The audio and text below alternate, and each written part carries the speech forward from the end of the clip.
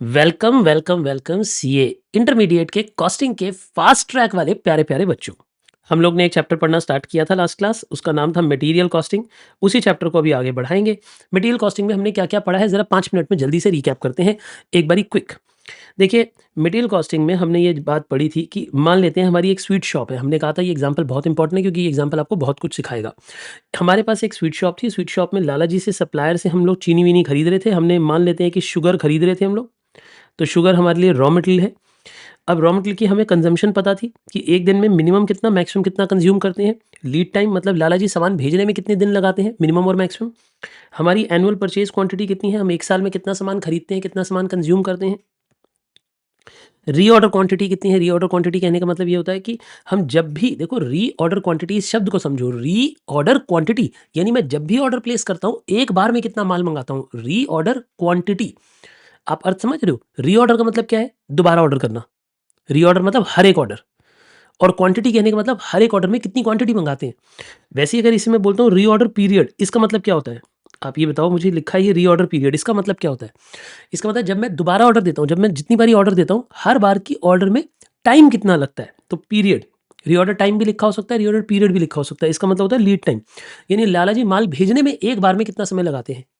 लाला जी माल भेजने में हर बार में कितना समय लगाते हैं। क्या ये बात आपको समझ आ गई मैंने क्या कहा। चलिए, तो आरओएल कैसे आता है, रीऑर्डर लेवल। अब सर ये रीऑर्डर रीऑर्डर रीऑर्डर 3 बार आ गया, सर क्या मतलब है। देखो, रीऑर्डर पीरियड कहने का मतलब लाला जी माल भेजने में कितने दिन लगाते हैं, ये कितना समय, कितने वीक्स लगाते हैं। रीऑर्डर क्वांटिटी मतलब जब भी मैं ऑर्डर प्लेस करता हूँ कितनी क्वांटिटी का करता हूँ, उसे बोलते हैं रीऑर्डर क्वांटिटी। अब ये हो रहा है रीऑर्डर लेवल। लेवल मतलब मेरे पास जब ऑर्डर प्लेस करना हो तो मेरे पास कितना लेवल पड़ा होना चाहिए, इसे बोलते हैं रीऑर्डर लेवल। मतलब मेरे पास ऑलरेडी गोदाम में कितना माल पड़ा होना चाहिए तो मैं नया ऑर्डर प्लेस करूं। मैं ऐसे एक लाइन बोलता हूं, आप मुझे बताना मैंने सही बोली है कि नहीं। रीऑर्डर लेवल पे जब स्टॉक आ जाता है तो हम रीऑर्डर क्वांटिटी का ऑर्डर प्लेस करते हैं। क्या ये लाइन आपको समझ आई। जब स्टॉक कम होते होते होते रीऑर्डर लेवल पे आ जाता है, बोलो मेरे साथ, जब स्टॉक कम होते होते रीऑर्डर लेवल पे आ जाता है तो हम रीऑर्डर क्वांटिटी का ऑर्डर प्लेस करते हैं, और लाला जी उसे भेजने में रीऑर्डर पीरियड लगाते हैं। आई होप इससे तीनों रीऑर्डर वर्ड समझ आ गए होंगे। फिर ये कैसा होता है भाई, मैंने कहा था बिजनेसमैन बहुत डरपोक होता है। बिजनेसमैन कहता है हे प्रभु कहीं ऐसा ना हो जाए कि इधर से मेरा माल ज़्यादा तेज खर्च हो रहा हो और उधर से लाला जी बड़ी देर लगा दे सामान भेजने में। दिवाली के टाइम पे जैसे होता है कि चीनी बहुत लेट आती है, तो भैया इसलिए हम maximum consumption into maximum lead time रखेंगे, हम तो डर के चलेंगे। और लेकिन अगर जिनके पास सेफ्टी स्टॉक होता है तो वो कम डरते हैं, वो मैक्सिमम इंटू मैक्सिमम की जगह एवरेज इंटू एवरेज को रखते हैं। ठीक है, क्योंकि उनके पास सेफ्टी स्टॉक तो पड़ा ही होता है अलग से, अगर कभी ज़रूरत पड़ेगी तो वो इसे यूज़ कर लेते हैं। मैक्सिमम स्टॉक लेवल का मतलब है हमें अधिक से अधिक, जब हम गोदाम खोलेंगे और गोदाम में मैक्सिमम स्टॉक देखने को कब मिलेगा, वो तब मिलेगा जब हमने आरओएल पे ऑर्डर प्लेस किया होगा। हमने minimum consumption minimum lead time तक की होगी, हमने कम से कम कंजम्पशन करी और लाला जी ने भी जल्दी से जल्दी माल भेज दिया, तो कम से कम माल खर्च हुआ होगा। जितना मतलब हमारे पास सामान पड़ा था बहुत थोड़ा सा खर्च हुआ होगा, और पता चला नया माल आ गया। नया माल आ गया, जो रीऑर्डर क्वांटिटी थी वो आ गई। तो इसीलिए तो मैक्सिमम स्टॉक उस पल पे देखने को मिलेगा, उस पल हमारे गोदाम में, हमारे स्टॉक हाउस में मैक्सिमम स्टॉक देखने को मिलेगा। फिर बात आती है मिनिमम स्टॉक लेवल की। मिनिमम स्टॉक लेवल का मतलब होता है कि कम से कम कितना स्टॉक देखने को मिलेगा। मेरे दिल को तो ये लगता है कि मिनिमम स्टॉक लेवल 0 होगा, लेकिन आपने ऐसा नहीं मानना। आपने आईसीआई के फॉर्मूला को मानना। आईसीआई का फॉर्मूला क्या कहता है कि रीऑर्डर लेवल में से एवरेज इंटू एवरेज को माइनस कर दो। रीऑर्डर लेवल में से एवरेज इंटू एवरेज को माइनस कर दो। अगला है एवरेज स्टॉक लेवल। अब देखिए मेरी बात को समझिए। एवरेज स्टॉक लेवल का मतलब होता है maximum plus minimum divide by 2, या फिर opening plus closing divide by 2। But ये दोनों फॉर्मूला लेस यूज्ड है, ये दोनों फॉर्मूलाज लेस यूज्ड है। प्रेफर्ड फॉर्मूला है ये वाला, मोस्ट पॉपुलर फॉर्मूला ये वाला है, यही यूज करना है अगर क्वेश्चन साइलेंट है तो। Safety stock plus half of reorder quantity. क्या कहा मैंने, safety stock plus half of reorder quantity. इसकी मैंने आपको डेरिवेशन भी समझाई थी। देखो कि सेफ्टी स्टॉक हर वक्त हमारे पास पड़ा होता है, तो वो तो ऑन एन एवरेज हम मेंटेन कर ही रहे होते हैं, क्योंकि वो तो हर वक्त हमारे पास पड़ा है। और जो रीऑर्डर क्वांटिटी आती है फिर वो खत्म हो जाती है, आती है फिर खत्म हो जाती है, आती है फिर खत्म हो जाती है। इसका मतलब उसकी एवरेज, उसका हाफ, यानी रीऑर्डर क्वांटिटी का हाफ हम रखते हैं अपने पास हर वक्त, क्योंकि कभी हम ज़्यादा रखते हैं कभी हम कम रखते हैं। तो ऑन एन एवरेज उसका हाफ क्वांटिटी हम अपने पास रखते हैं हर वक्त। ये चारों फॉर्मूलाज थे। ये चारों फॉर्मूलाज को हम कर चुके हैं। कि हम अपनी आज की क्लास को पढ़ने के लिए तैयार हैं। जल्दी से मुझे बता दीजिए कि आप आज की क्लास पढ़ने के लिए तैयार हैं। अगर हाँ तो फिर मैं पढ़ाना स्टार्ट करूँ। कूल, बिल्कुल ठीक। ये तो रिवीजन नोट्स थे। अभी तक हमारे नोट्स कवर हुए हैं 4 पॉइंट्स, है ना। चलिए 5th पॉइंट पे आते हैं। लिखिएगा बेटा मेरे साथ, 5th पॉइंट के नोट्स लिखना स्टार्ट करिए।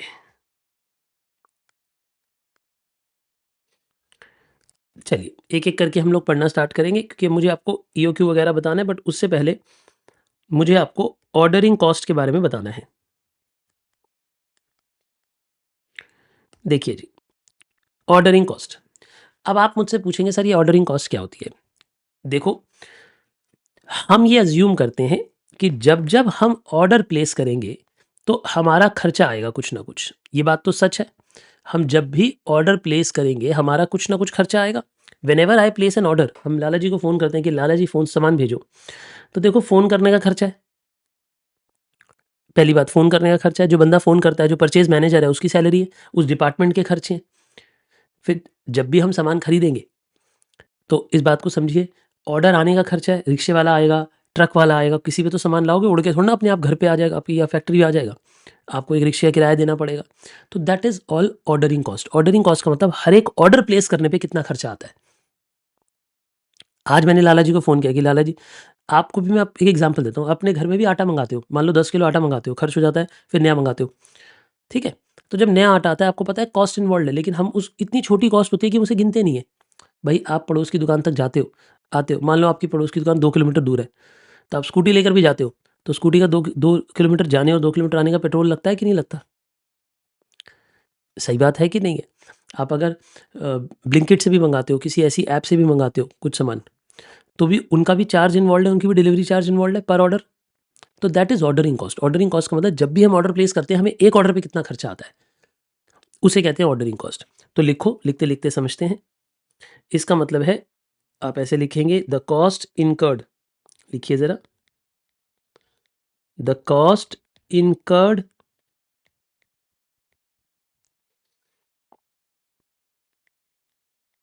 When we order. आगे समझिए, ordering cost per order remains same. मतलब even if quantity order changes. इसका मतलब क्या हुआ? इसका मतलब ये हुआ कि जब हम ऑर्डर प्लेस करते हैं, हर एक ऑर्डर में बराबर पैसे खर्च होते हैं।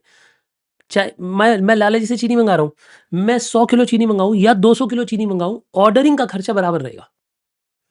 मतलब रिक्शे वाला बराबर पैसे लेगा, चाहे मैं उस पे 1 बोरी चीनी लेकर आऊँ, चाहे मैं उसके रिक्शे पे 2 बोरी चीनी लेके आऊँ, वो अपने पैसे ₹100 लेगा तो ₹100 ही लेगा। मैं दोबारा कहता हूँ, यानी रिक्शे वाला हर चक्कर के बराबर पैसे लेगा। अब आप उसे एक चक्कर में 1 बोरी रख दो उसके ऊपर, उसी चक्कर में 2 बोरी रख दो उसके ऊपर, फ़र्क नहीं पड़ता उसे। उसे उसे ही डज़न्ट माइंड, वो कह रहा है छोड़ दो। ऐसा अज़म्पशन है। देखो रियल लाइफ़ में तो ये अज़म्पशन नहीं होती। रियल लाइफ़ में तो फ़र्क पड़ सकता है। आप 1 बोरी लाओगे शायद वो ₹100 लेगा, 2 बोरी लाओगे तो शायद वो ₹120 माँगेगा, क्योंकि उसका एफ़र्ट ज़्यादा है पुल करने में। ट्रक वाला भी ज़्यादा पैसे ले सकता है जब ज़्यादा सामान आएगा। बट कॉस्टिंग के पर्पज़ से, इस चैप्टर के पर्पज़ से हम मानते हैं बराबर कॉस्ट है। क्या कहा मैंने? हम मानते हैं हर एक ऑर्डर को प्लेस करने की बराबर कॉस्ट है। Ordering cost per order constant रहती है। मैं ये नहीं कह रहा टोटल में कांस्टेंट रहती है, मैं क्या कह रहा हूँ? पर ऑर्डर कांस्टेंट रहती है। यानी ऑर्डरिंग कॉस्ट पर ऑर्डर, ये वर्ड वर्ड ध्यान रखना, पर ऑर्डर सेम रहती है। यानी हम ये अज़्यूम करते हैं कि जब हम लाला जी को फ़ोन करेंगे, हम माल मँगाएँगे, हर बार माल मँगाने के बराबर खर्चा होगा। चाहे मैं 100 पीस मँगाऊँ, चाहे मैं 1000 पीस मँगाऊँ, चाहे मैं 10,000 पीस मँगाऊँ। एक बारी के ऑर्डर में, एक बारी के ऑर्डर में बराबर खर्चा आता है। ये कह रहा हूँ मैं। इसमें इंक्लूजन्स क्या होती हैं? जैसे इट इंक्लूड्स, अब इसमें क्या-क्या इंक्लूड होता होगा? जैसे कि टेलीफ़ोन चार्जेस, है ना? ट्रांसपोर्ट चार्जेस,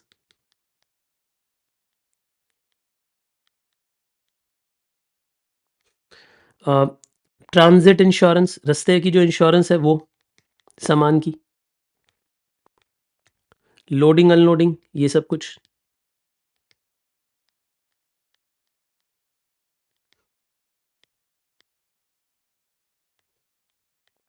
ये सब कुछ इसके अंदर इंक्लूडेड है। यानी ये सब कुछ ऑर्डरिंग कॉस्ट के अंदर इंक्लूडेड है। प्रिंसी समझ आ रहा है आपको मैंने क्या कहा? So what is ordering cost? Ordering cost का मतलब है जब आप ऑर्डर प्लेस करोगे, एक बारी में ऑर्डर में कितना खर्चा आएगा। हर एक ऑर्डर में कितना खर्चा आएगा। Whenever I place an order, एक ऑर्डर में कितना खर्चा आएगा, that is called as ordering cost. That is called as ordering cost. ठीक है जी? ये लाइन आपने ध्यान रखनी है कि ऑर्डरिंग कॉस्ट कांस्टेंट रहती है, चाहे मैं ज़्यादा सामान मंगाऊँ, चाहे मैं कम सामान मंगाऊँ, और इसे ओ से डिनोट किया जाता है। अब आज के बाद अगर मैं ओ लिखूँगा तो उसका मतलब क्या है? ओ का मतलब है ऑर्डरिंग कॉस्ट पर ऑर्डर।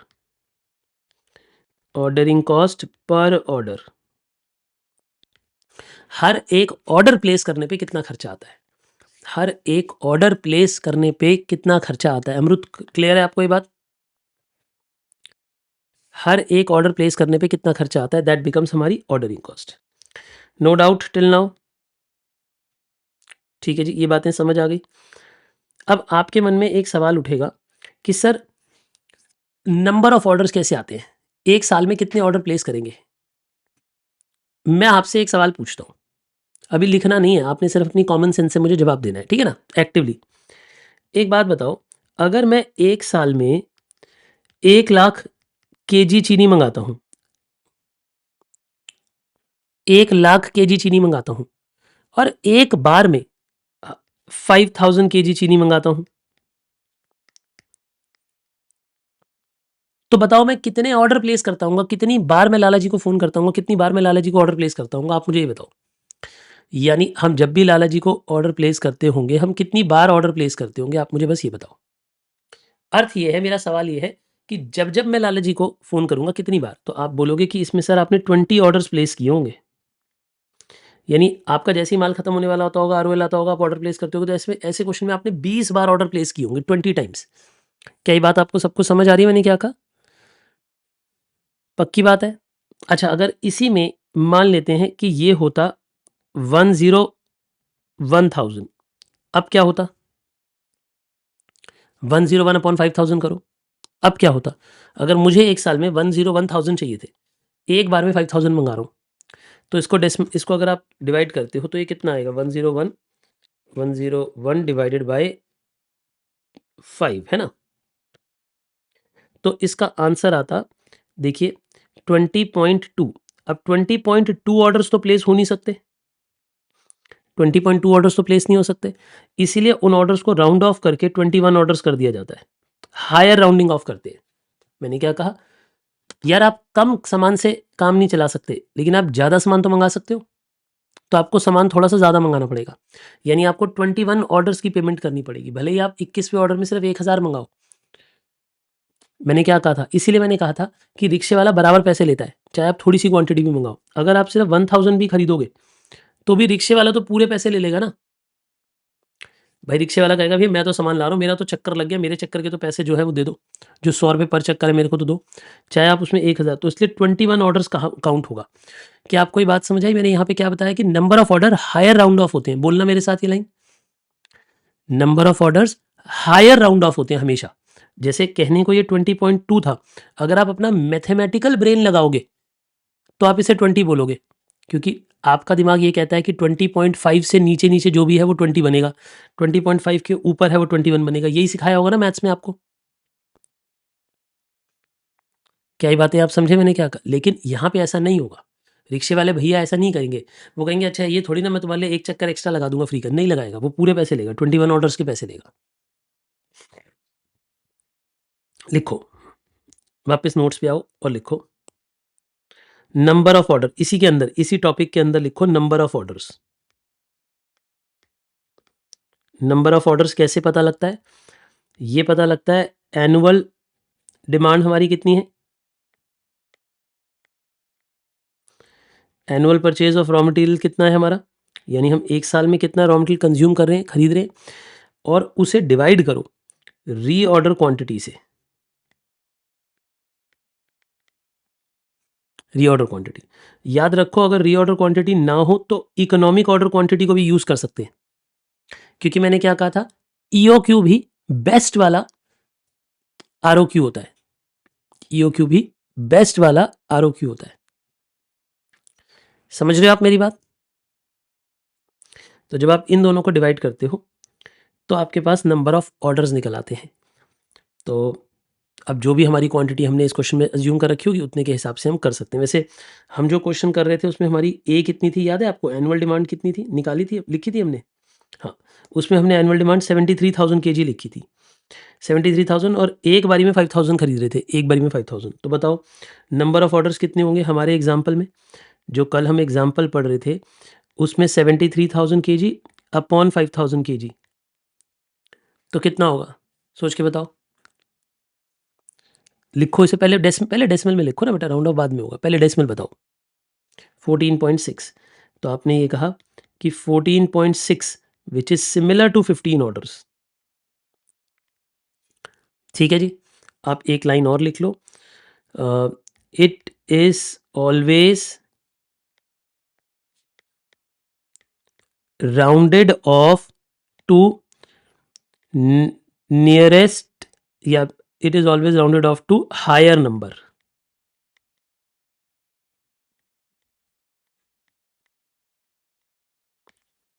मतलब इसे हमेशा हम हायर नंबर की तरफ राउंड ऑफ करते हैं, लोअर नंबर की तरफ राउंड ऑफ नहीं करते हैं। ये बात भी मेरे हिसाब से काफ़ी हद तक क्लियर हो गई होगी। अच्छा, इसमें ना आईसीआई की अजम्पशन जो है ये वाली राउंडिंग ऑफ वाली, ये 3-4 साल पहले ही चेंज हुई है। उससे पहले अगर आप 4 साल से पुराना कोई भी आंसर उठा के देखोगे आईसीआई का, तो उन्होंने डेसिमल में ले रखा होगा, डेसिमल में ही कैलकुलेशन करते थे।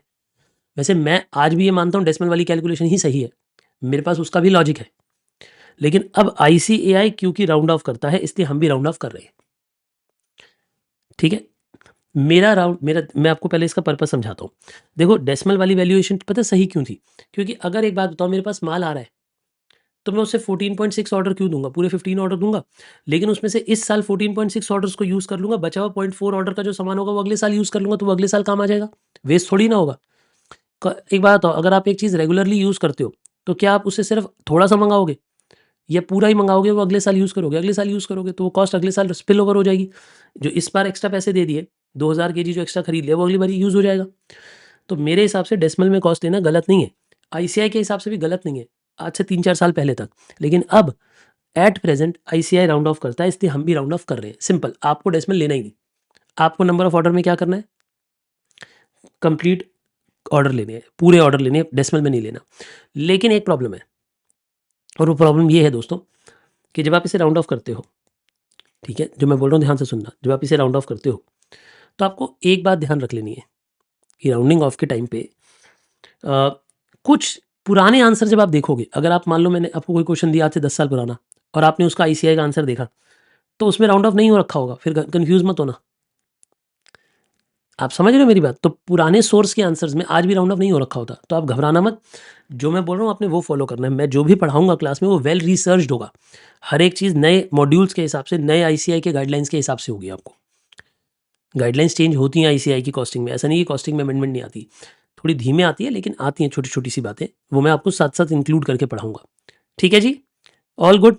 आपने सिंपल सी बात है, आपने राउंड ऑफ करना है हायर नंबर पे, बात खत्म, फुल स्टॉप, आपको कुछ और सोचना ही नहीं। आप number of orders round off होते हैं, बोलो हाँ या ना? यस। कहाँ राउंड ऑफ होते हैं, लोअर या हायर? हायर नंबर पे राउंड ऑफ होते हैं, बात खत्म, आपने बस इतना ही पढ़ना है। नंबर ऑफ ऑर्डर भी हो गए आपके समझ। अब एक बात समझो, एक चीज होती है जिसे बोलते हैं टोटल ऑर्डरिंग कॉस्ट, लिखो जरा मेरे साथ, टोटल ऑर्डरिंग कॉस्ट। सर ये क्या होता है? देखो टोटल ऑर्डरिंग कॉस्ट का मतलब होता है number of orders into ordering cost per order, into ordering cost per order. मतलब यूं कहूंगा मैं कि आप ए को डिवाइडेड करो आर ओ क्यू से या ई ओ क्यू से, तो ये नंबर ऑफ ऑर्डर्स आ गए। अब नंबर ऑफ ऑर्डर्स को इनटू ओ कर दो, एक बारी में रिक्शे वाले भैया क्या मांग रहे थे उससे मल्टीप्लाई कर दो। भाई मैं आपसे पूछ रहा हूं एक साल में रिक्शे वाले का कितना बिल बनेगा बताओ? मेरा आपसे सवाल है, एक बारी में रिक्शे वाले का, एक साल में एक रिक्शे वाले भैया का कितना बिल बनेगा? इसे पढ़ना सीखो, टोटल क्या होता है पूरा, total ordering cost. Total ordering cost मतलब एक साल में रिक्शे वाले भैया की टोटल ऑर्डरिंग कॉस्ट कितनी होगी? तो क्या आप बोलोगे? आप बोलोगे 15 ऑर्डर किए थे, हर ऑर्डर पे रिक्शे वाले भैया 300 रुपये मांगते हैं, तो इंटू कर लो, यानी उन्होंने हमसे एक साल में 4500 रुपीज़ ले गए होंगे, यानी वो हमसे एक साल में 4500 रुपीज़ ले गए होंगे, ये मतलब है। यानी हमने नंबर ऑफ ऑर्डर्स को ऑर्डरिंग कॉस्ट पर ऑर्डर से मल्टीप्लाई कर दिया। विपाशा समझ आ गई बेटा आपको ये बात? हमने ए इंटू ओ कर दिया, ये बात भी आप सबको समझ आ गई, हमारे पास टोटल ऑर्डरिंग कॉस्ट भी निकल कर आ गई करेक्टली। चलिए तो ये फॉर्मूलाज मैं दोबारा से एक बारी ऑर्डरिंग कॉस्ट, आज हमारा पहला टॉपिक ऑर्डरिंग कॉस्ट थे, मैं जल्दी से रिवाइज कराया तो फिर आगे बढ़ेंगे। देखिए, ऑर्डरिंग कॉस्ट का मतलब होता है जब हम ऑर्डर प्लेस करते हैं तो कितनी खर्चे होता है। ओ का मतलब होता है ऑर्डरिंग कॉस्ट पर ऑर्डर, हर ऑर्डर में कितना खर्चा होता है। और हम ये अज्यूम करते हैं कि ऑर्डरिंग कॉस्ट पर ऑर्डर बराबर रहती है। हम जितनी भी क्वांटिटी मंगाएं, लाला जी से कम क्वांटिटी मंगाए, ज़्यादा मंगाए, वो बराबर रहती है। नंबर ऑफ ऑर्डर मतलब हम कितनी बार लाला जी को फ़ोन करते हैं, तो ए अपॉन आर ओ क्यू या ई ओ क्यू, उससे नंबर ऑफ ऑर्डर आते हैं। नंबर ऑफ ऑर्डर को हायर राउंड ऑफ करते हैं और जो भी नंबर ऑफ ऑर्डर होते हैं उसे जब ओ से इंटू करते हो तो टोटल ऑर्डरिंग कॉस्ट आती है। Full stop. आई होप बात क्लियर है। बोलिए केनन भाई, क्लियर है इतनी बात? कूल। इससे अगले टॉपिक पे चलते हैं जब हमें नंबर ऑफ ऑर्डर्स वगैरह ये सारी बातें समझ आ गई। हम आते हैं कैरिंग कॉस्ट पे। ये हमारा 5वां नोट खत्म हो गया था, अब हम आते हैं 6th नोट पे।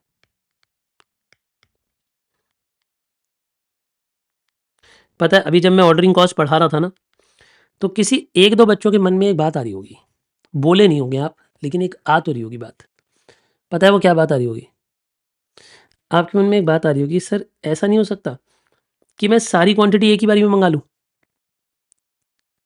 दुनियादारी की ऐसे बार बार रिक्शे वाले को पैसे देने से अच्छा ये नहीं है कि एक साल में पूरा सामान इकट्ठा मंगा लूँ। नहीं बेटे, क्योंकि जब आप पूरा सामान इकट्ठा लगाते हो, मंगवा लेते हो, उसे रखने की भी तो जगह चाहिए। गोडाउन की खर्चे बढ़ जाएंगे, खराब हो जाएगा, मैनेज करना पड़ेगा, सुपरवाइज करना पड़ेगा उसे। उसके अंदर हो सकता है सामान खराब हो जाए, तो कैरिंग कॉस्ट करनी पड़ती है। जब आप सामान मंगाते हो कैरिंग कॉस्ट करनी पड़ती है बेटे। एक बात हो, आप तो अपने घर में आटा यूज़ करते हो, 12 महीने यूज़ करते हो, क्या इकट्ठे आटा मंगाते हो कभी 50 किलो 100 किलो? क्यों? क्योंकि किचन में उतनी जगह ही नहीं है कि कहाँ रखोगे, और ख़राब हो जाएगा। मंगा भी लोगे तो ख़राब हो जाएगा, तो उसे संभालना मुश्किल है। इसीलिए क्वांटिटी लिमिटेड मंगाई जाती है। भले एक ऐसी चीज़ जो आप बचपन से अब तक खा रहे हो, अगर आप मान लो आप 18-20 साल के भी हो, तो आप 18 साल से आटा खा रहे हो, लेकिन फिर भी बल्क में नहीं खरीदते। क्यों? क्योंकि ख़राब हो जाएगा। आप समझ रहे हो मेरी बात? तो चीज़ों को लिमिटेड क्वांटिटी में लाया जाता है। इसीलिए ऑर्डरिंग कॉस्ट बचाने के लिए ऐसा नहीं है कि पागल हो जाओ, एक ही बारी में सारा माल मंगा लो। लाला जी को बोलो, लाला जी 73,000 केजी पैक करो, चलो एक ही बारी में भेजो। ऐसे नहीं होगा, छोटे छोटे ऑर्डर ही प्लेस किए जाएंगे। ठीक है ना? अब बात होती है कैरिंग कॉस्ट की। कैरिंग कॉस्ट का मतलब क्या है? जब सामान हमारे पास आता है, उसे रखने में कितना खर्चा होता है, that becomes carrying cost. Carrying cost का मतलब है जब सामान हमारे पास आता है तो उसे रखने में, संभालने में कितना खर्चा होता है, दैट बिकम्स कैरिंग कॉस्ट। ठीक है, नाम ही बड़ा क्लियर है, carrying cost. When you have to carry something, तो उस पर कितना खर्चा आता है, लिखिए जरा। It is cost incurred to keep raw material in stock, यानी स्टॉक में रखने के लिए हमें कितना खर्चा होता है। ठीक है जी। इट इंक्लूड्स, इसमें क्या क्या इंक्लूड है, जैसे rent of godown, salary of store staff, जो स्टोर का स्टाफ है उसकी सैलरी, इंश्योरेंस इन स्टॉक, जो स्टॉक के अंदर पड़ा, जो स्टॉक पड़ा हुआ सामान है हमारे पास, उसकी इंश्योरेंस, रास्ते की इंश्योरेंस नहीं। फिर इसमें स्पॉइलेज भी इंक्लूडेड है ना? फिर साथ ही साथ इंटरेस्ट कॉस्ट भी इंक्लूडेड है।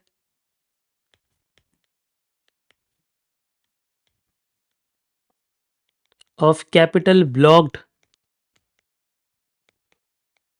इन स्टॉक, यानी जो स्टॉक हमारे पास ब्लॉक हो गया है, मेरी बातों को समझो, जो स्टॉक हमारा ब्लॉक हो गया है उसकी इंटरेस्ट कॉस्ट भी इन्वॉल्व है। जो स्टॉक हमारे पास ब्लॉक हो गया, ब्लॉक भी तो हो गया ना हमारा कुछ ना कुछ स्टॉक। एक बात को समझो, अगर मैंने सामान मंगाया, सामान पे पैसा दिया, तो जो पैसा मेरा ब्लॉक होकर पड़ा है, वो भी तो, वो सबसे बड़ा खर्चा है। पता है आपको ये बात? अभी तो आपका दिल कह रहा था 73,000 केजी इकट्ठे मंगा लो। अगर आप 73,000 केजी इकट्ठे मंगा लोगे तो लाला ही तो पूरे पैसे मांगेंगे। अब आप पूरे पैसे दोगे तो एक साल तक आपका पैसा भी तो ब्लॉक हो गया। चलो मान लो सामान नॉन पेरिशेबल है, खराब नहीं होगा, आपके पास जगह भी बहुत है, लेकिन आपका पैसा तो ब्लॉक हो गया बेटा, पैसे का तो ब्याज जा रहा है। अब आप कहो नहीं मैं तो बहुत अमीर हूँ, मेरे पैसे का ब्याज भी नहीं जा रहा। बेटे अपॉर्चुनिटी कॉस्ट तो जा रही है, उस पैसे को कहीं और लगाते, वहां तो कमा लेते। अपॉर्चुनिटी कॉस्ट हमेशा इन्वॉल्व होता है। आज के बाद जीवन में हमेशा एक बात ध्यान रखो, आप समझदार लोग हो, पैसे की कीमत को हमेशा सोचना है, चाहे वो पैसा आपका हो चाहे किसी और का हो। पैसे की, समय की कीमत हमेशा होगी। There will always be time value of money. समझ गए आप मेरी बात? यानी ब्याज हमेशा इंक्लूडेड है, चाहे आपका अपना पैसा हो तब भी ब्याज इंक्लूडेड है। क्या मेरी बातें समझ आती हैं आपको? मैंने क्या कहा? शाबाश। तो कैरिंग कॉस्ट वर्ड का मतलब समझ आ गया सर हमें। कैरिंग कॉस्ट का मतलब है सामान रखने का खर्चा। अब इसे दिखाते कैसे हैं, इसे शो कैसे करते हैं? इसे ऐसे लिखते हैं सी। सी का मतलब होता है carrying cost per unit per annum. क्या कहा मैंने? Carrying cost per unit per annum. यानी हमारी कितनी कैरिंग कॉस्ट है एक यूनिट की एक साल की। क्या कहा मैंने? हमारी कितनी कैरिंग कॉस्ट है एक यूनिट की एक साल की। ठीक है जी sir, per unit per annum. हाँ, हमेशा कैरिंग कॉस्ट एक यूनिट पे निकाली जाती है और एक साल के लिए निकाली जाती है। यानी अगर कभी भी क्वेश्चन आपको पर मंथ दे दे तो आप उसे इंटू 12 करके एनुअल बना देना। अगर वो पर वीक दे दे तो उसे इंटू 52 करके पर एनम बना देना। कैरिंग कॉस्ट हमेशा पूरे साल के लिए देखी जाती है।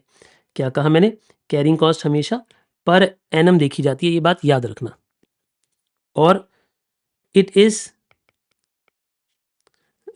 इफ, ऐसे लिखिए, if it is in percentage, अगर ये परसेंटेज में होगी, then it is calculated on price of raw material. यानी ये रॉ मटेरियल के दाम पे कैलकुलेट की जाती है। सर ये बात तो समझ नहीं आ रही। देखिए पहली बात तो मैं समझा दूं कि ये फास्ट ट्रैक बैच है, तो थोड़ी सी इसमें स्विफ्ट पेस पे आपको चलना पड़ेगा। आपको मेरे साथ साथ कोलैबोरेट करके चलना पड़ेगा पूरे फोकस के साथ। सिर्फ लिखना नहीं है, अपने दिमाग को भी खुला रखना है। देखिए अगर मैं ये कहूं कि कैरिंग कॉस्ट कभी क्वेश्चन में परसेंटेज में गिवन है, मान लो कैरिंग कॉस्ट गिवन है 8%। मान लो आप एक क्वेश्चन पढ़ रहे हो और उस क्वेश्चन में लिखा है कैरिंग कॉस्ट 8%। क्या लिखा है बेटे? Carrying cost 8%। तो 8% किसका? किस पे निकालेंगे 8%? 8% प्राइस पे निकलेगा। यानी इसका मतलब है कि जो सामान आप खरीद के ला रहे हो उसे स्टॉक में रखने पे 8% खर्चा है। तो 8% किसका? उस सामान का, जो सामान की कीमत है। यार एक बात समझो, मैं आपको एक रियल लाइफ एग्जांपल देता हूं। मैं रियल लाइफ एक एग्जांपल देता हूं। वो वैसे वो कैरिंग कॉस्ट नहीं है, वो ऑर्डरिंग कॉस्ट का पार्ट है, लेकिन मैं आपको एक एग्जांपल देता हूं। हम जो बुक प्रिंट कराते हैं, हम, मैं दिल्ली में सिचुएटेड हूं, है ना, I operate from Delhi. But जो हमारी बुक छप कर आती है वो साउथ इंडिया से आती है। जो आप लोगों के पास बुक्स हम लोग सेंड करते हैं, जो लोग हार्ड कॉपी बुक ऑप्ट करते हैं, उन्हें जो बुक भेजते हैं वो साउथ इंडिया से आती है प्रिंट होके। तो जब मैं पब्लिश करवाता हूँ बुक, तो प्रिंट वहाँ होती है क्योंकि वहाँ पे बड़ी मशीनें हैं, जापानीज़ मशीन्स हैं जो सस्ते में बुक प्रिंट कर पाती हैं। जब तक वो उतना बड़ा प्लांट नहीं होगा किसी के पास, तब तक बुक कॉस्ट उतनी लो नहीं जा सकती, बुक महंगी प्रिंट होगी वरना। तो जब बुक प्रिंट होती है तो वो बुक वहाँ से हमारे तक आने के लिए भी डिस्पैच कॉस्ट लगती है। आप ये बात समझो, अगर मानो आपकी बुक X रुपीज़ में प्रिंट हुई, तो वो बुक मेरे तक आने के लिए भी, उसके बाद आपके पास कुरियर जाएगा ना, मेरे ऑफिस से कुरियर निकलेगा पूरे इंडिया के लिए। बट वो बुक पहले वहाँ से बंडल्स बंद करके पूरा मतलब एक तरीके से पूरा ट्रक का पोर्शन, वो आजकल ट्रक का पोर्शन भी आप किराए पे ले सकते हो। पूरा ट्रक की जगह जितने बॉक्सेस आपके हैं उसके हिसाब से प्रोपोर्शनेट आप किराया दे सकते हो। आजकल ऐसी सर्विसेज अवेलेबल है, तो आप उसका पैसा दोगे। तो हम लोग जब, हमारी टीम जब इसे कैलकुलेशन करती है तो वो ऐसे कैलकुलेट करती है कि कितने की बुक है और उस पर कितनी ट्रांसपोर्ट लग रही है हमें। तो वो परसेंटेज मान लेते हैं, जैसे एग्जांपल लेता हूँ मैं, हमें लगभग 14 से 15% के आसपास की कैरिंग कॉस्ट लगती है, ये वाली ऑर्डरिंग कॉस्ट लगती है। पर ये जो कॉस्ट लगती है 14-15%, ये किस पे लगती है? प्राइस ऑफ द बुक पे। मान लो अगर हमें बुक 100 रुपीज़ की पड़ रही है तो हमें उसके ऊपर 14% कार्टेज पड़ती है यहाँ तक पहुँचने के लिए। आप समझ पा रहे हैं मैं क्या बोल रहा हूँ? तो वो जो, अगर मैं बोलता हूँ कि 14% खर्चा आ रहा है, तो 14% खर्चा किस पे आ रहा है? उस प्राइस पे, जिस प्राइस पे सामान खरीदा है। मैं ये समझाना चाहता हूँ कि अगर क्वेश्चन में परसेंटेज में गिवन है, ऐसे अगर मैं कैरिंग कॉस्ट परसेंटेज में देता हूँ, मैं बोल रहा हूँ जी मुझे कैरी करने में 8%, मैं क्वेश्चन पढ़वाता हूँ, जैसे इधर सुनो।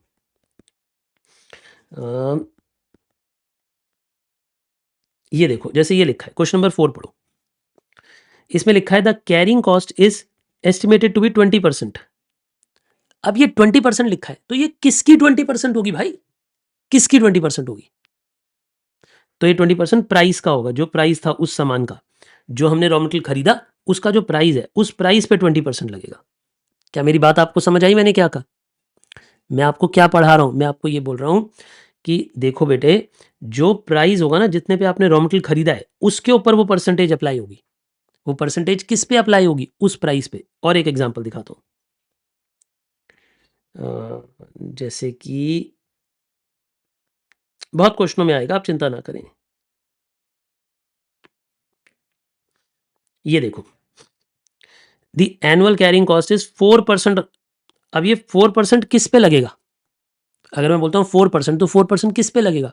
प्राइस ऑफ द पर केजी पे लगेगा, जो पर यूनिट का प्राइस है। तो 10 रुपए का 4% हमारा कैरिंग कॉस्ट है।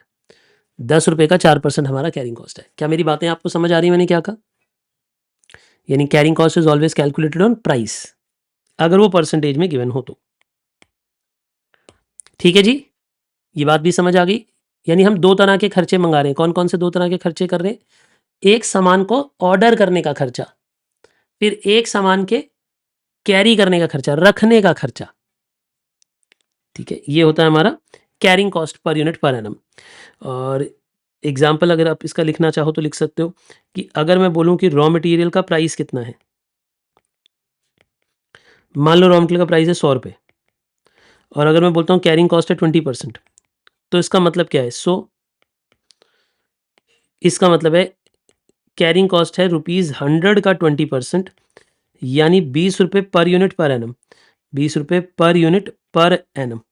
क्या मान लेंगे? 20 रुपये पर यूनिट पर एनम, क्योंकि हमने एक साल का पूरा ब्याज कैलकुलेट किया है। 20 rupees per unit per annum, ये हमारा कॉस्ट है। ये वर्ड भी समझ आ गया आपको? सी यानी कैरिंग कॉस्ट भी समझ आ गया आपको कि क्या होती है कैरिंग कॉस्ट? बोलिए, इतनी बातें समझ आई? लेकिन एक बात बताओ, ये तो जो कैरिंग कॉस्ट हुई, ये तो 1 यूनिट की हुई। ये जो कैरिंग कॉस्ट खर्च हुई है तो 1 यूनिट की खर्च हुई, लेकिन हम पूरे साल में कितने यूनिट कैरी करते हैं? भाई ये भी तो मैटर करेगा ना, मेरे पास कितना गोदाम में सामान पड़ा है, कैरिंग कॉस्ट तो उसी पे खर्च होगी। अच्छा एक बात बताओ, अब दो लोग हैं, मैं आपके एग्जाम्पल में दो लोगों को इंक्लूड कर रहा हूं। इधर सुनना मेरी बात, मैं आपके लिए अब ये आपने लिखना नहीं है, सिर्फ समझना है। दो लोग हैं, ए और बी, दोनों के पास बराबर गोडाउन है। दोनों के पास बिल्कुल बराबर गोडाउन है, मान लो।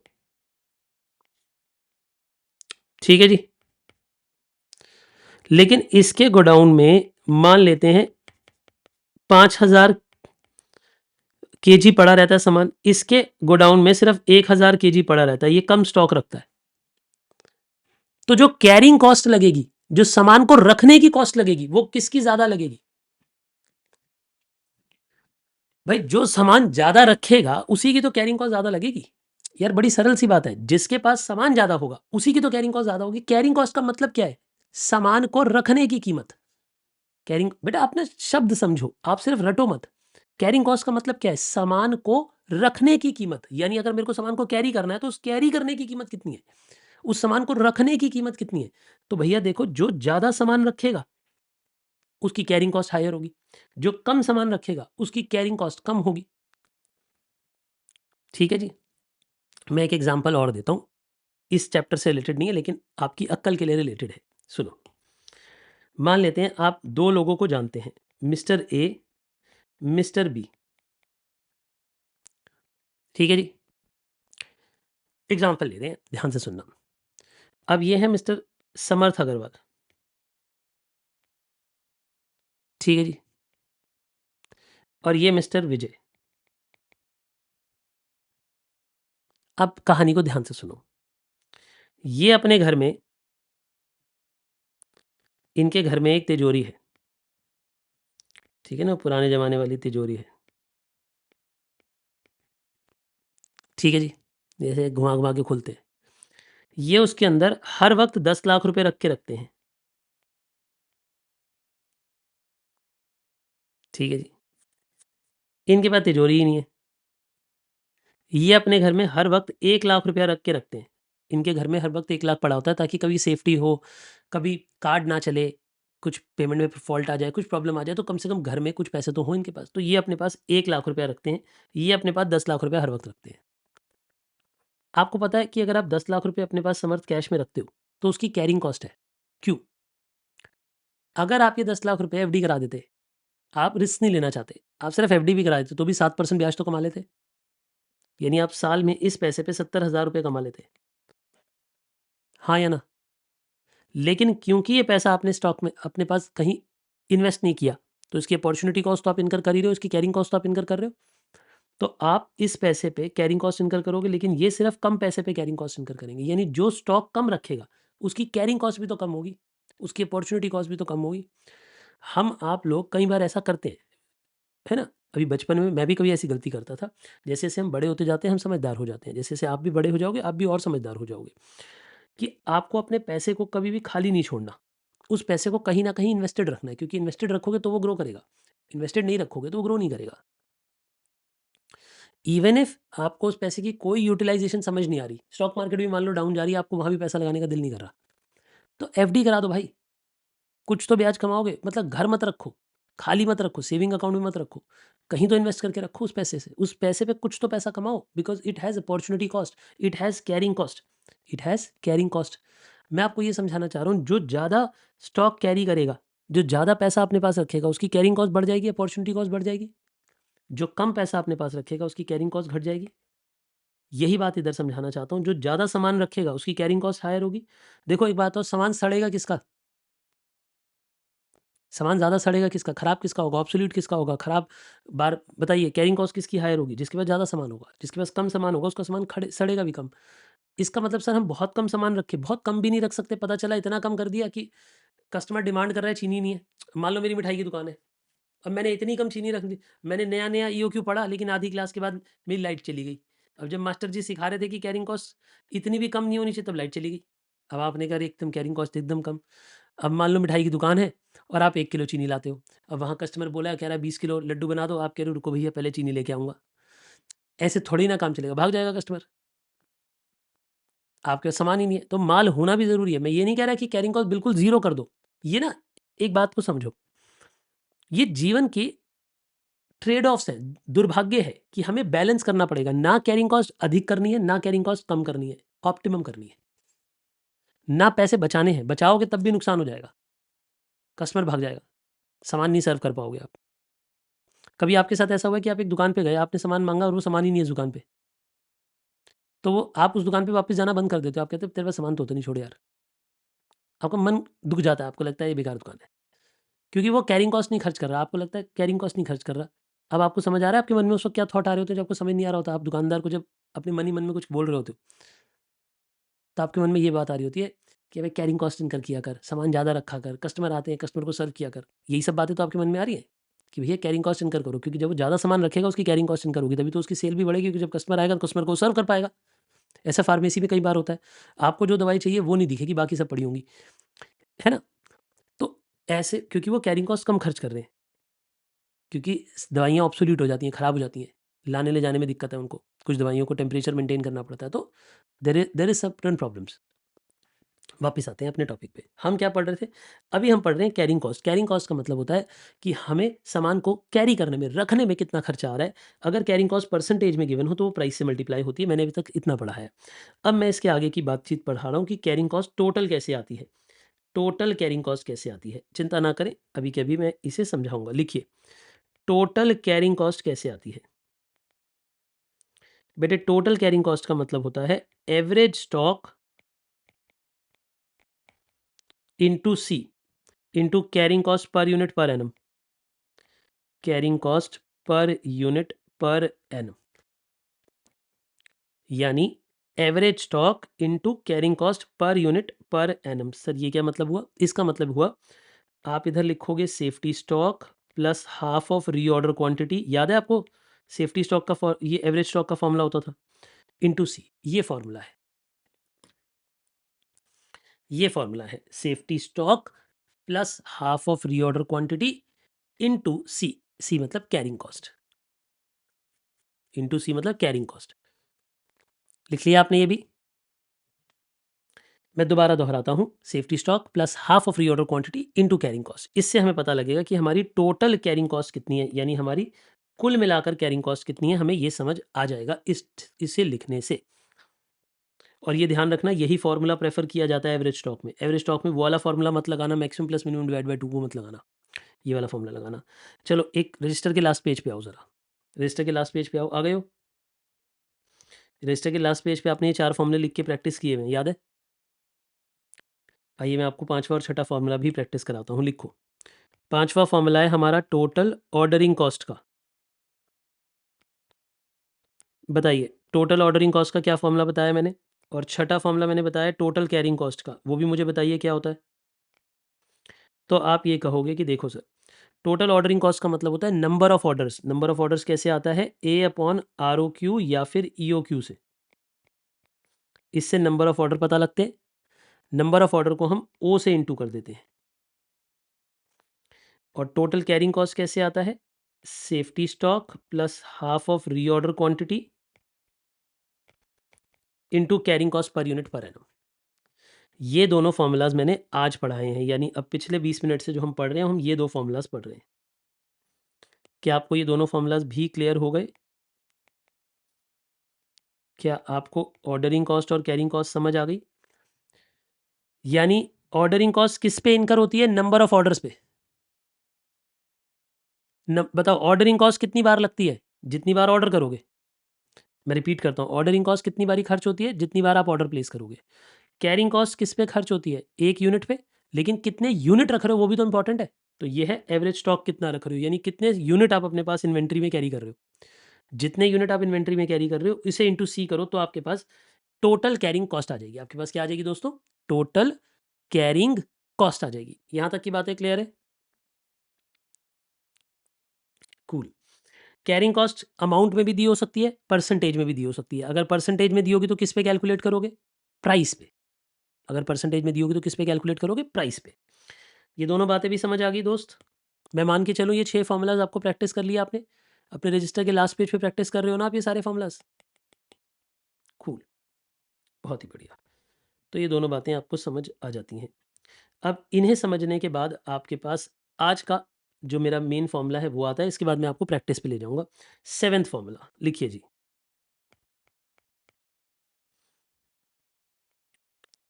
ठीक है जी। इकोनॉमिक ऑर्डर क्वांटिटी इसे बोलते हैं, इकोनॉमिक ऑर्डर क्वांटिटी। EOQ, क्या नाम बोलते हैं बेटा इसे? EOQ। देखो आपके बहुत सारे फ्रेंड होते हैं, फिर उनमें एक बेस्ट फ्रेंड होता है ना? वैसे ही बहुत सारी रीऑर्डर क्वांटिटीज़ होती हैं। उन रीऑर्डर क्वांटिटी में जो बेस्ट होता है उसे कहते हैं EOQ। तो ये एक तरीके से बेस्ट वाला ROQ है। EOQ क्या होता है? EOQ की परिभाषा क्या होती है? बताओ EOQ की परिभाषा क्या होती है? ये बेस्ट वाला ROQ होता है, रीऑर्डर क्वांटिटी होता है। ठीक है जी, बेस्ट वाला ROQ होता है। एक बात बताओ, आप मान लो आप सीए बन गए, जैसे तो 2-3 साल बाद, आप 4 साल बाद सीए बन जाओगे। 3 स मेरे को लगता है 3 साल बाद आप सीए बन जाओगे आप सब लोग, है ना? आज से अगर हम देखें तो। मान लो आपकी बाय चांस किसी ऐसी कंपनी में, मैन्युफैक्चरिंग कंपनी में जॉब लग गई, जहाँ पे कॉस्ट अकाउंटिंग वगैरह होती है मेजरली, और आपको उन्होंने कॉस्टिंग डिपार्टमेंट में बिठा दिया और आपको बोला कि अरे हमारे लिए ज़रा कि ऑप्टिमाइज़ करो कॉस्ट को। क्या बोलते हैं इंग्लिश में? ऑप्टिमाइज़ करो, यानी कॉस्ट को कम करने की कोशिश करो। जहाँ भी कम से कम तक पहुँच सकते हो वहाँ पहुँचो। यानी वो आपसे चाहते हैं कि आप बेस्ट रीऑर्डर क्वांटिटी ढूँढो, बेस्ट वाला आरओक्यू ढूँढो कि एक बारी में लाला जी से कितना सामान मँगाएँ। देखो मेरी बातों को, कहानी को दोबारा सुनो। याद है हमारी, अब लिखना मत, सुनना। हमारी 1 साल में डिमांड कितनी थी? 73,000 केजी, याद है आपको? 1 साल में डिमांड कितनी है? 73,000 केजी। क्या हम एक बारी में पूरा सामान मँगा लें? नहीं। ज़्यादा मँगा लोगे तो कैरिंग कॉस्ट बहुत ज़्यादा लग जाएगी। कम-कम करके लगाओगे, कम बिल्कुल, आप बोलोगे सर 10-10 किलो करके मँगाते हैं। 10-10 किलो करके मँगाओगे तो ऑर्डरिंग कॉस्ट बहुत ज़्यादा लग जाएगी। तो ना तो मुझे ऑर्डरिंग कॉस्ट ज़्यादा लगानी है, ना मुझे कैरिंग कॉस्ट ज़्यादा लगानी है, मुझे दोनों के टोटल को मिनिमाइज़ करना है। क्या बोला मैंने? बहुत तेज़ बोला है लेकिन ध्यान से बताना। मेरे साथ रिपीट करो। ना मुझे ऑर्डरिंग कॉस्ट बचानी है, ना मुझे कैरिंग कॉस्ट बचानी है, मुझे दोनों के टोटल को मिनिमाइज़ करना है। मुझे दोनों के टोटल को मिनिमाइज़ करना है। तो टोटल मिनिमाइज़ कब होता है? जब हम इतनी क्वांटिटी मँगाते हैं। इसे बोलते हैं ईओक्यू। ईओक्यू मतलब इकोनॉमिक ऑर्डर क्वांटिटी। क्या बोलते हैं बेटा इसे? Economic order quantity. समझो ज़रा। इसका मतलब होता है, ईओक्यू का फॉर्मूला होता है twice A into O divided by C. यानी एनुअल डिमांड कितनी है? और ऑर्डरिंग कॉस्ट कितनी है पर ऑर्डर, और कैरिंग कॉस्ट कितनी है पर यूनिट पर एनम। इस फॉर्मूला से ईओक्यू डिराइव होता है। ईओक्यू इस फॉर्मूला से डिराइव होता है, जहां पे मैं मीनिंग भी लिख देता हूं। ए का मतलब है एनुअल डिमांड कितनी है हमारी,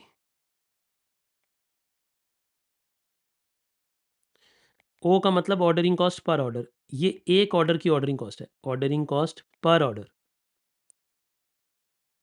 और सी का मतलब होता है carrying cost per unit per annum, carrying cost per unit per annum. तो जब आप इतने ऑर्डर मंगाओगे, यानी जब आप इतनी क्वांटिटी मंगाओगे एक बार में, जो इसका आंसर आएगा तो वो बेस्ट होगा। यानी जब जब आप लाला जी को बोलोगे इतना सामान भेजो, तो हमारी कॉस्ट मिनिमम पे आ जाएगी। सर ये बना कैसे है फॉर्मूला? आपने तो कहा था डेरिवेशन भी समझाओगे, बिल्कुल समझा देता हूँ।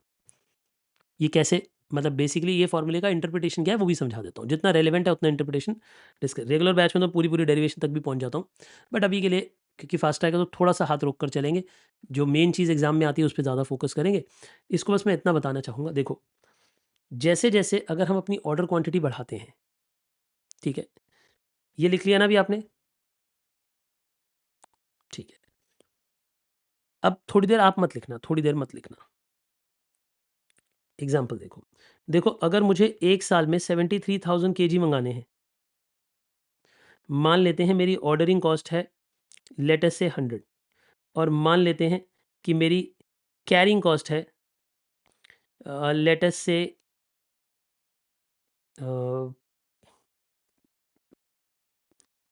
730 डिवाइडेड बाय 2, मान लेते हैं 365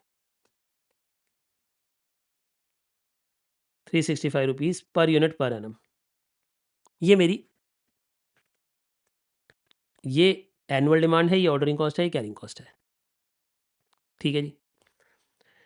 मेरे हिसाब से ईओक्यू कितना होना चाहिए, मतलब मेरे हिसाब से बेस्ट ऑर्डर कितना होना चाहिए, 2 इंटू 73,000 इंटू 100 अपॉन 365। तो बताओ इसका आंसर कितना आ जाएगा जब आप इसे डिवाइड करोगे तो 200 इंटू 200 आंसर आ जाएगा। यानी हमें हर बार में कितनी क्वांटिटी मंगानी चाहिए दोस्त, हमें हर बार में कितनी क्वांटिटी मंगानी, बेटा अंडर रूट भी है, याद रखना अंडर रूट भी प्रेस करना। ऊपर आ रहा होगा 40,000 आपका आंसर, 40,000 को अंडर रूट करोगे तो 200 आ जाएगा। तो यानी एक बारी में 200 क्वांटिटी मंगानी चाहिए। यानी हम जब भी लाला जी को फ़ोन करें, लाला जी माल भेज दो, तो एक बारी में कितना माल मंगाना चाहिए हमारे हिसाब से, हमारी इस कैलकुलेशन के हिसाब से एक बारी में 200 यूनिट मंगाने चाहिए। एक बारी में कितने यूनिट मंगाने चाहिए दोस्तों? 200 यूनिट मंगाने चाहिए। ये हमारा बेस्ट फॉर्मूला कह रहा है, ठीक है जी। अब आपका दिमाग ये कहेगा कि सर प्रूव करो कि ये बेस्ट है, प्रूव भी तो करो कि ये बेस्ट है। हाँ सही बात है। देखो आप और क्या कर सकते हो, अब थोड़ी देर में थोड़ा हायर क्वेश्चन करा रहा हूँ जो 1 घंटे बाद का क्वेश्चन है, लेकिन मैं अभी समझा रहा हूँ। तो मुझे पता है थोड़ा-सा कम समझ आएगा, बट इसमें बेस बिल्डिंग कर रहा हूँ। थोड़ी-सी बेस बिल्डिंग कर रहा हूँ, ये समझाने के लिए नहीं है, अभी समझ नहीं आएगा।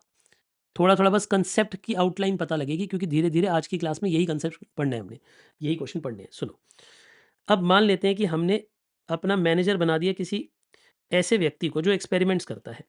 एक बात बताओ, अगर कोई कहता है कि चलो मैं कम सामान मँगाता हूँ, मान लेते हैं मेरा ये कहना था कि ईओक्यू बेस्ट है और वो है 200 यूनिट्स, यानी हर एक ऑर्डर इतना होना चाहिए।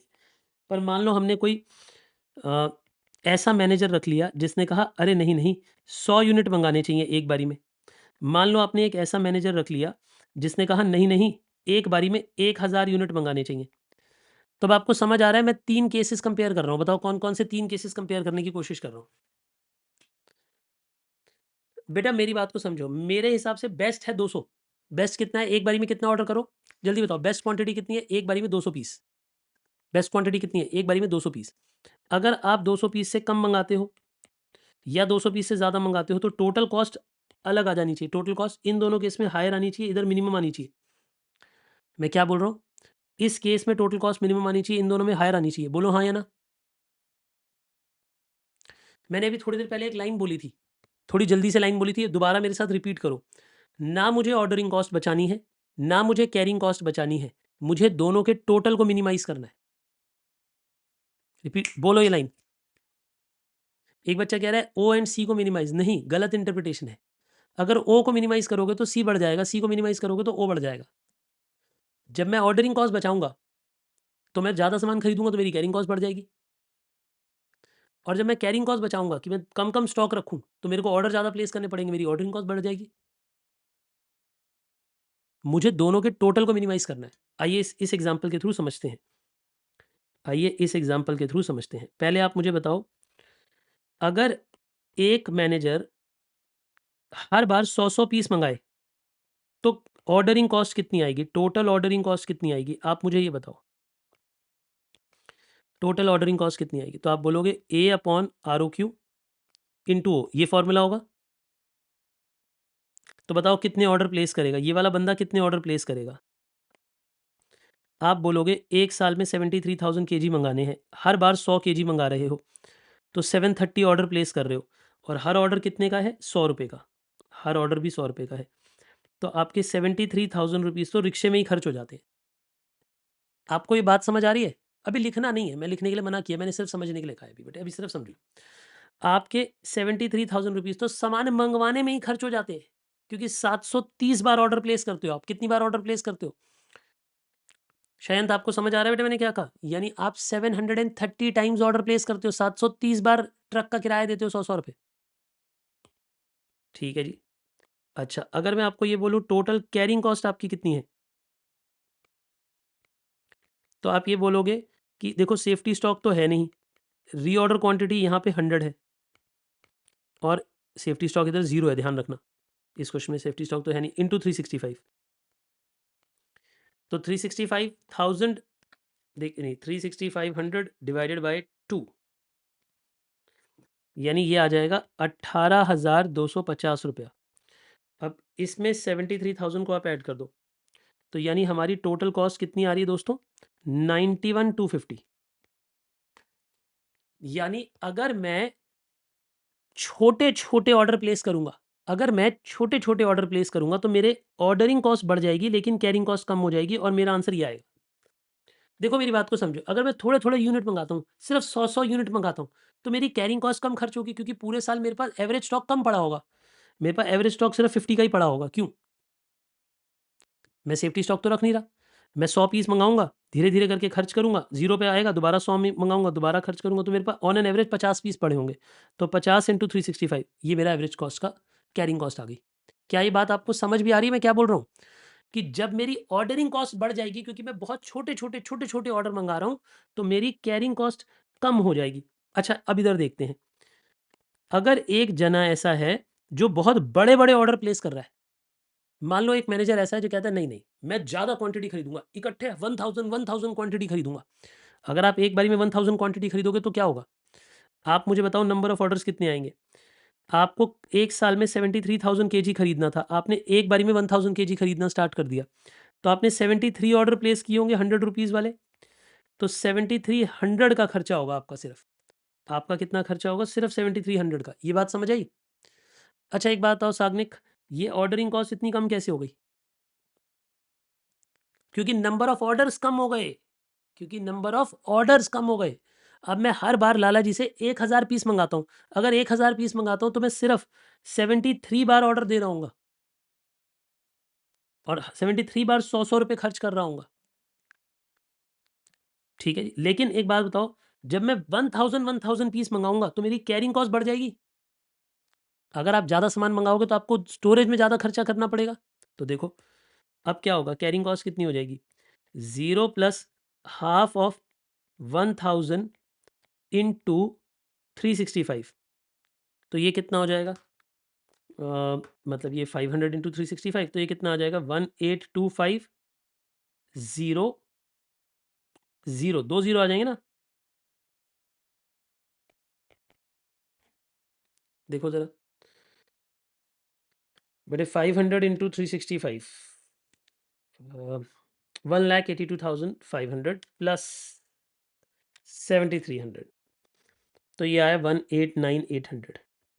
यानी ना ये बेस्ट है ना ये बेस्ट है, दोनों में ही खर्चा बहुत ज़्यादा है। ये बेस्ट होना चाहिए, ये बेस्ट होना चाहिए। ठीक है जी, मेरी बात यहाँ तक क्लियर हो रही है? एक बारी इसे भी चेक कर लेते हैं सर, ये बेस्ट होना चाहिए तो इसे भी चेक कर लेते हैं। चलो, अगर मैं हर बार 200 पीस मंगाऊंगा तो बताओ मैं कितने ऑर्डर प्लेस करूंगा? अगर मैं हर बार 200 पीस मंगाऊंगा तो मैं 365 ऑर्डर प्लेस करूंगा इन 200, तो मेरे 36,500 रुपीज़ खर्च होंगे ऑर्डरिंग में। और कैरिंग में कितने खर्च होंगे? 0 प्लस हाफ ऑफ 200 इंटू 365, यानी मेरी कैरिंग कॉस्ट भी खर्च होगी 365,000, यानी मेरे टोटल पैसे खर्च होंगे 73,000। यही बेस्ट है, यही बेस्ट है, ईओक्यू ही बेस्ट है। आप ये देख रहे हो ईओक्यू पे लोएस्ट कॉस्ट आ रही है। अब आपको समझ आई बात? ईओक्यू पे लोएस्ट कॉस्ट आ रही है। तो ईओक्यू एक साइंटिफिक मेथड है ये कैलकुलेट करने का कि हर बार लाला जी के पास कितना ऑर्डर जाना चाहिए। ईओक्यू एक साइंटिफिक मेथड है ये कैलकुलेट करने का कि हर बार लाला जी के पास कितने ऑर्डर जाने चाहिए, मतलब कितने यूनिट का ऑर्डर जाना चाहिए। मतलब हमारे हिसाब से लाला जी से अगर आप हर बार 200-200 पीस मंगाओगे तो सबसे कम खर्चा बनेगा, वरना खर्चा ज़्यादा बनेगा आपका। ठीक है जी। एक बच्चा कह रहा है सर इसमें परचेज प्राइस ऐड नहीं होगा। मैं ये मान के चल रहा हूँ कि परचेज प्राइस पे कोई डिस्काउंट नहीं है, तो परचेज प्राइस तीनों में बराबर है, तो वो इररेलेवेंट हो जाता है। इररेलेवेंट समझते हो बेटा क्या होता है? जिस चीज़ का फ़र्क नहीं पड़ रहा होता। ठीक है? अभी इसलिए इस कैलकुलेशन में परचेज प्राइस को नहीं ला रहे हैं हम। वैसे जो आप पूछ रहे हो इंद्रेश, उसको मैं डिस्कस करूँगा अभी आगे डिटेल में, बहुत डिस्कस होगा उस पे भी। ठीक है? पहले बताइए यहाँ तक की बातें समझ आ गई आपको मैंने क्या कहा? आइए, अभी बहुत सारे और केसेज़ आएँगे बच्चे। क्या ये बातें आपको समझ आई? कुछ-कुछ समझ आई, मैं अभी खुद ही बोल रहा हूँ पूरी नहीं आई, कुछ-कुछ समझ आई? मैं इसे एक डायग्राम के थ्रू समझाता हूँ, फिर आपको बोलूँगा लिखने के लिए, पहले समझो। देखो, ये है हमारे लिए डायग्रामेटिक प्रेज़ेंटेशन। अगर मैं रीऑर्डर क्वांटिटी बढ़ानी स्टार्ट कर देता हूँ, मतलब मैं लाला जी से ज़्यादा सामान मँगाता हूँ, तो देखो मेरी बात को समझो। अगर मैं हर बार 100 यूनिट मँगाऊँ या हर बार 200 यूनिट मँगाऊँ या फिर हर बार 1000 यूनिट मँगाऊँ, तो समझो, अगर मैं 100 पीस मँगाऊँगा, अगर मैं सिर्फ़ 100-100 यूनिट मँगाऊँगा, तो मेरी ऑर्डरिंग कॉस्ट ज़्यादा होगी लेकिन कैरिंग कॉस्ट कम होगी। मेरी ऑर्डरिंग कॉस्ट बहुत ज़्यादा होगी। ऑर्डरिंग कॉस्ट बहुत ज़्यादा होगी, लेकिन मेरी कैरिंग कॉस्ट बहुत कम होगी। यहाँ पे मैं दोनों तरह की कॉस्ट प्रेज़ेंट कर रहा हूँ। तो जैसे-जैसे हम क्वांटिटी बढ़ाएँगे, देखो मेरी बात को समझो, जैसे-जैसे हम क्वांटिटी बढ़ाएँगे, वैसे-वैसे हमारी कैरिंग कॉस्ट कम होनी स्टार्ट हो जाएगी, सॉरी ऑर्डरिंग कॉस्ट कम होनी स्टार्ट हो जाएगी। तो जैसे-जैसे हम आगे जाएँगे, हमारी ऑर्डरिंग कॉस्ट कम होती रहेगी।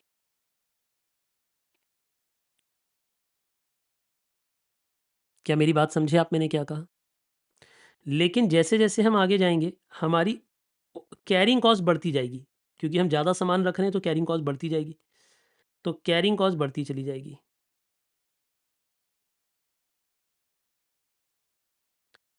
यानी कैरिंग कॉस्ट बढ़ती चली जाएगी, ऑर्डरिंग कॉस्ट कम होती जाएगी।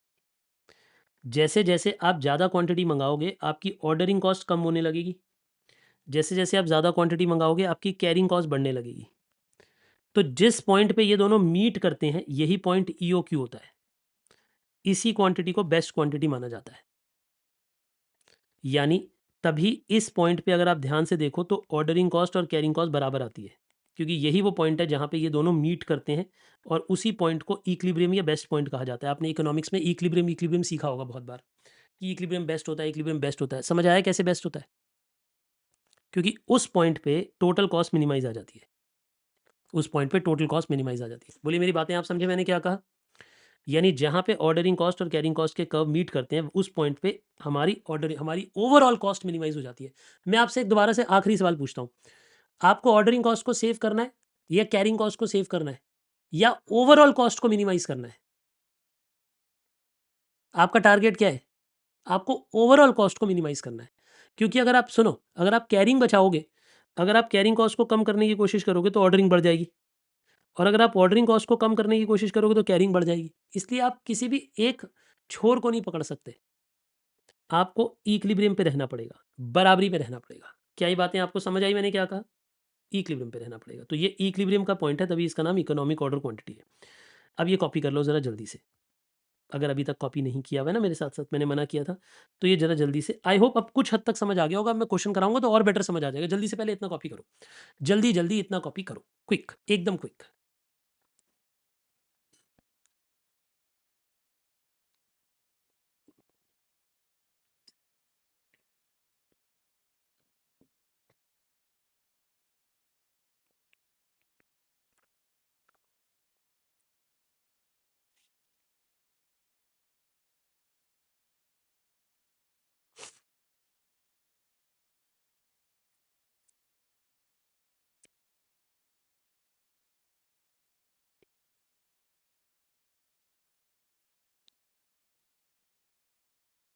कर लिया बेटे कॉपी? मैं एक मिनट पॉज़ कर देता हूँ वीडियो, ताकि बाकी बच्चे जल्दी-जल्दी कॉपी कर लें। जो रिकॉर्डेड पढ़ रहे हैं वो ज़रा पॉज़ करके लिख लीजिए इसे, फिर प्ले करिएगा क्लास। आई होप ये डायग्राम आप लोगों ने बना लिया बेटा, ये टेबल बना लिया बेटा। अब जल्दी से डायग्राम भी बना लो, ताकि फिर हम आगे मूव करें। अब हम क्वेश्चंस पे चलेंगे। बी अ लिटिल स्विफ्ट, थोड़ा सा तेज़ चलिए, ताकि हम अब आगे मूव कर पाएँ।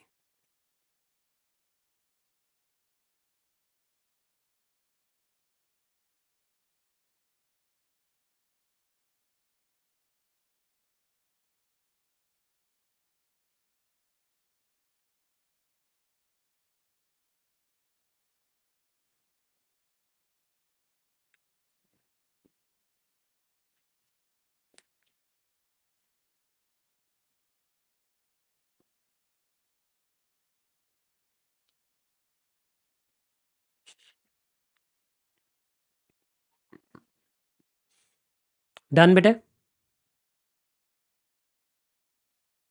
चलिए, बहुत ही बढ़िया। अगर आपने इतना कॉपी कर लिया है, आई एम वेरी हैप्पी कि आपको ये सारी बातें क्लियर हैं। चलिए हम आगे पढ़ते हैं।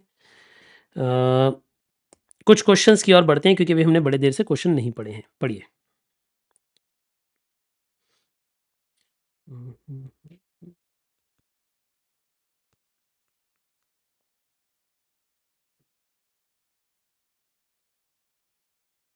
क्वेश्चन नंबर 4 पे आइए।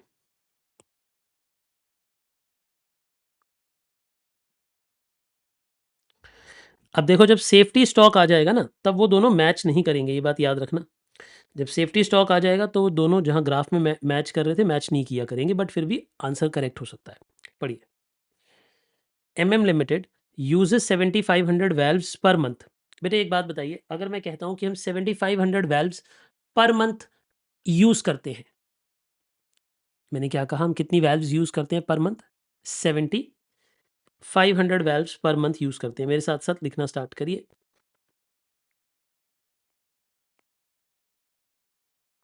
Solution number 4। आप मुझे बताइए, हमारे लिए एनुअल डिमांड कितनी है? हमारे लिए मंथली डिमांड तो ज़रूरी नहीं है, हमारे लिए तो एनुअल डिमांड ज़रूरी है। अगर आप पर मंथ 7500 वैल्व यूज़ करते हो, तो क्या मैं ये कह सकता हूँ कि आप एक साल में 90,000 वैल्व्स यूज़ करते हो? ये बात पहले ही क्लियर होनी चाहिए कि हमारे को ए मतलब एनुअल डिमांड चाहिए होती है, एनुअल। ठीक है। Which is purchase at a price of rupees 1.5 per unit. और यानी हमारा प्राइस कितना है? प्राइस पर यूनिट कितना है? प्राइस पर यूनिट है 1.5 रुपीज़। ठीक है। फिर वो कहता है carrying cost is 20%।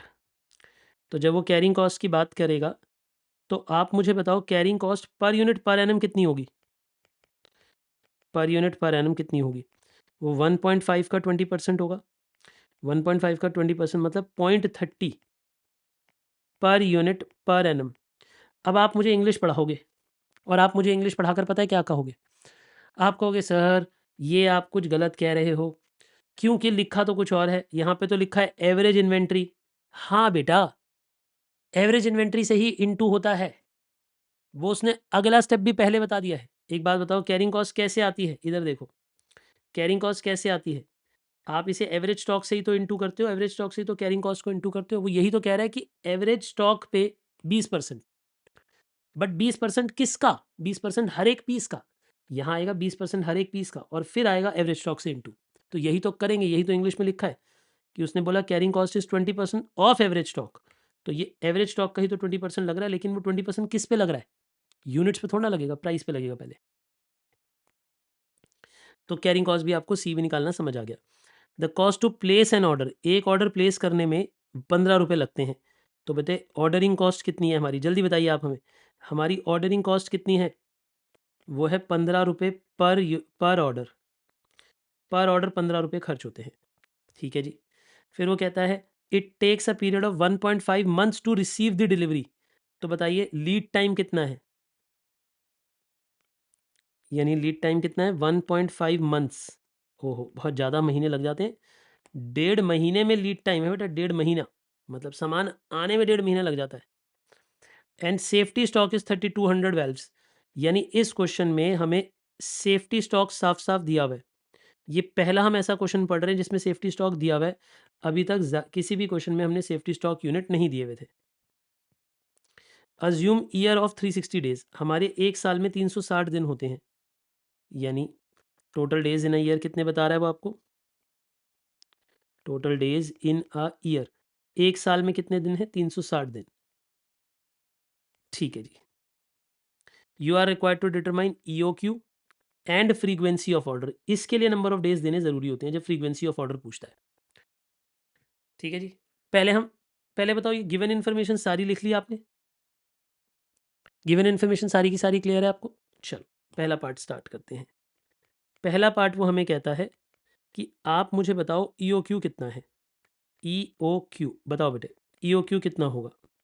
2 time A into O divided by C. अब बच्चे मुझसे पूछेंगे सर क्या हम ऐसे शॉर्ट फॉर्म लिख सकते हैं? बिल्कुल, क्योंकि हमने उस शॉर्ट फॉर्म की फुल फॉर्म पहले ही समझा दी है क्या होती है, इसलिए आप ऐसा निकाल सकते हो। बताइए 2 इंटू 90,000 इंटू ओ, ओ मतलब ऑर्डरिंग कॉस्ट यानी 15 रुपये, और सी यानी 0.3। बेटे कितना आ रहा है आंसर? 3000। बच्चों ने कहा 3000 वेल्व्स हमारे लिए ईओक्यू है। मतलब हमारे हिसाब से जब भी ऑर्डर प्लेस करना है 3000 पीस का करना है। मतलब हमारे हिसाब से जब भी ऑर्डर प्लेस करना है कितने पीस का करना है? 3000 पीस। ये बात क्लियर है बच्चे? यानी हम जब भी लाला जी को फ़ोन करेंगे लाला जी माल भेजो, तो एक बारी में कितना माल मंगाना है? 3000 वेल्व मंगानी है। ये क्लियर है? अरे रिस्पॉन्ड करो भाई, जल्दी बताओ क्लियर है ये बात?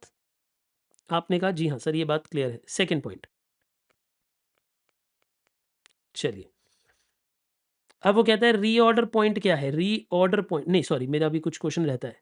वो कहता है फ्रीक्वेंसी ऑफ ऑर्डर भी बताओ। फ्रीक्वेंसी ऑफ ऑर्डर का मतलब होता है, मैं इसका फॉर्मूला भी लिखवाऊंगा पर पहले बता देता हूँ कि आपसे ये पूछना चाह रहा है कि कितनी कितनी दिनों के बाद आप ऑर्डर प्लेस करते हो, कितने कितने दिनों के बाद आप ऑर्डर प्लेस करते हो, उसे बोलते हैं फ्रीक्वेंसी ऑफ ऑर्डर। पहले इसे समझ लो। एक बारी में अगर 3000 पीस मंगाओगे तो पहले आप मुझे ये बताओ नंबर ऑफ ऑर्डर्स कितने करोगे? अभी सेकंड पॉइंट नहीं है, फर्स्ट पॉइंट ये। नंबर ऑफ ऑर्डर्स कितने करोगे? ए बाई ईओक्यू, यानी 90,000 एक साल में खरीदने हैं, एक बारी में 3000 खरीदने हैं, तो कितने हो गए? 30 ऑर्डर्स करेंगे, 30 ऑर्डर्स प्लेस करेंगे in a year. 30 orders in a year, ये बात तो क्लियर हो गई। यानी एक साल में 30 बार लाला जी को फोन करेंगे, लाला जी माल भेजो, लाला जी माल भेजो, लाला जी माल भेजो। अब अगर वो फ्रीक्वेंसी पूछ रहा है यानी टाइम गैप पूछ रहा है कि कितनी कितने दिनों में आप ऑर्डर प्लेस करते हो, तो अगर मैं आपसे ये पूछूं फ्रीक्वेंसी चाहिए मुझे,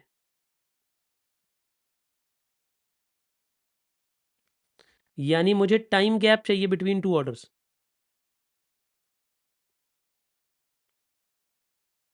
तो मुझे कितने कितने दिनों में ऑर्डर्स चाहिए? मुझे कितने कितने दिनों में ऑर्डर चाहिए? समझ रहे हो आप? तो इसलिए आप क्या करोगे, आप लिखोगे 360 डेज एक साल में होते हैं और 30 ऑर्डर होते हैं। 360 डेज में अगर मैं 30 ऑर्डर प्लेस करूंगा तो हर कितने दिन बाद ऑर्डर प्लेस करता हूँ? हर 12 दिन बाद ऑर्डर प्लेस करता हूँ। लाला जी भी परेशान हो जाएंगे मुझसे कि अरे ये तो हर 12 दिन में ही फ़ोन करने लग जाता है। तो फ्रीक्वेंसी ऑफ ऑर्डर क्या है? 12 दिन। यानी हर 12 दिन बाद में ऑर्डर प्लेस कर रहा हूँ। क्या आपको कहानी समझ आई मैंने क्या कहा? हम लाला जी को कितने दिन बाद ऑर्डर प्लेस कर रहे होंगे? हर 12 दिन बाद ऑर्डर प्लेस कर रहे होंगे, हर 12वें दिन के बाद ऑर्डर प्लेस कर रहे होंगे। क्या ये बातें आपको क्लियर हुई? मैं दोबारा दोहराता हूँ, सुनो।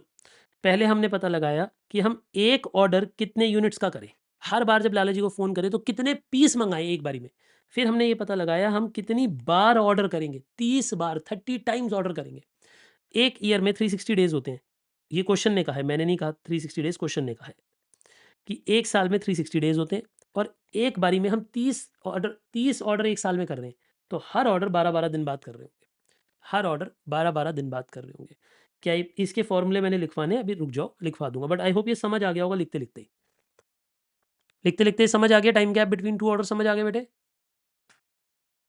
क्लियर है? चलिए सेकंड पार्ट पे चलते हैं क्वेश्चन के। रीऑर्डर पॉइंट क्या है? रीऑर्डर पॉइंट क्या होता है बेटा हमारा? रीऑर्डर पॉइंट मतलब रीऑर्डर लेवल।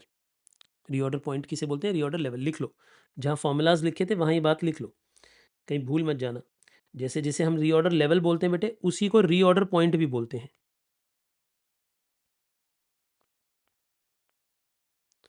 जैसे मैं बोलता हूँ ना, सुनो मेरी बात, कि स्टॉक कम होते होते किस लेवल पे आ जाएगा कि हम ऑर्डर प्लेस करेंगे, उसी को कुछ लोग पॉइंट भी बोलते हैं, कि कितने स्टॉक कम होते होते किस पॉइंट पे आ जाएगा कि ऑर्डर प्लेस करेंगे, उसी को रीऑर्डर पॉइंट बोलते हैं, उसी को रीऑर्डर लेवल बोलते हैं। रीऑर्डर लेवल और रीऑर्डर पॉइंट एक ही बात होती है। तो देखो, इसके ये दो तरीके हैं। अब इनमें से कौन सा फॉर्मूला लगेगा बताओ? आप मुझे बताओ, ए फॉर्मूला या बी फॉर्मूला? बी लगेगा। बताओ क्यों?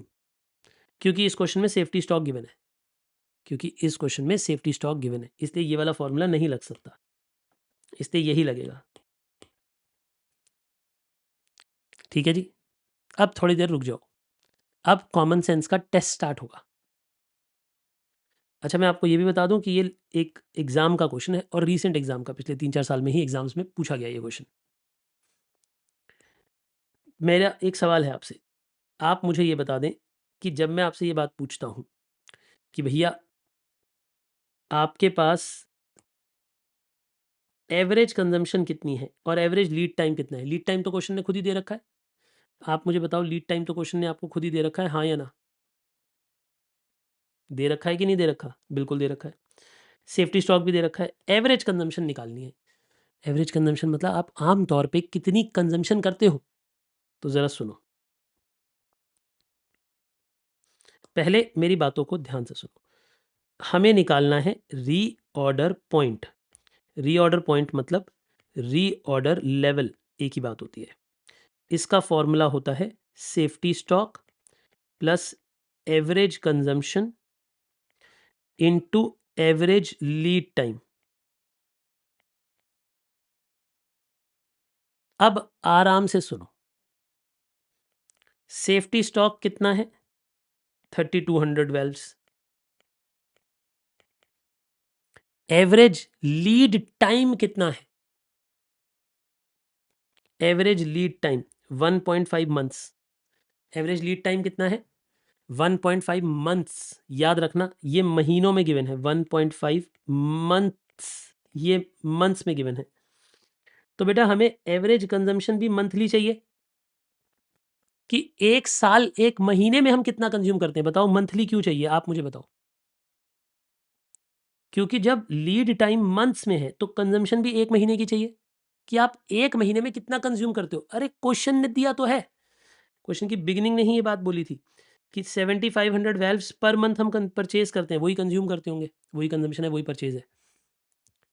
तो यानी एक महीने की कंजम्पशन हमें ऑलरेडी पता है, तो एक महीने की हमें कंजम्पशन ऑलरेडी पता है, ये भी पर मंथ है। आपको ये बात समझ आनी चाहिए कि अगर ये मंथ में है तो ये भी मंथ में होना चाहिए। अगर ये डेज में होता तो इसे भी डेज में लाना पड़ता, कंजम्पशन भी डेज में आनी चाहिए थी। कितने बच्चों को ये बात समझ आ रही है? मैं दोबारा बोलता हूँ, दोहराता हूँ। बेटा सेफ्टी स्टॉक लिख दिया, एवरेज लीड टाइम दिया हुआ है क्वेश्चन में, क्वेश्चन में ही दिया हुआ है, मैंने नहीं दिया हुआ, क्वेश्चन ने दिया हुआ है। अब वो मंथ्स में दिया हुआ है तो कंजम्पशन भी मंथली लेनी है। अब गलती ये मत करना कि यह 90,000 लिखा हो, वो तो एनुअल हो जाएगी।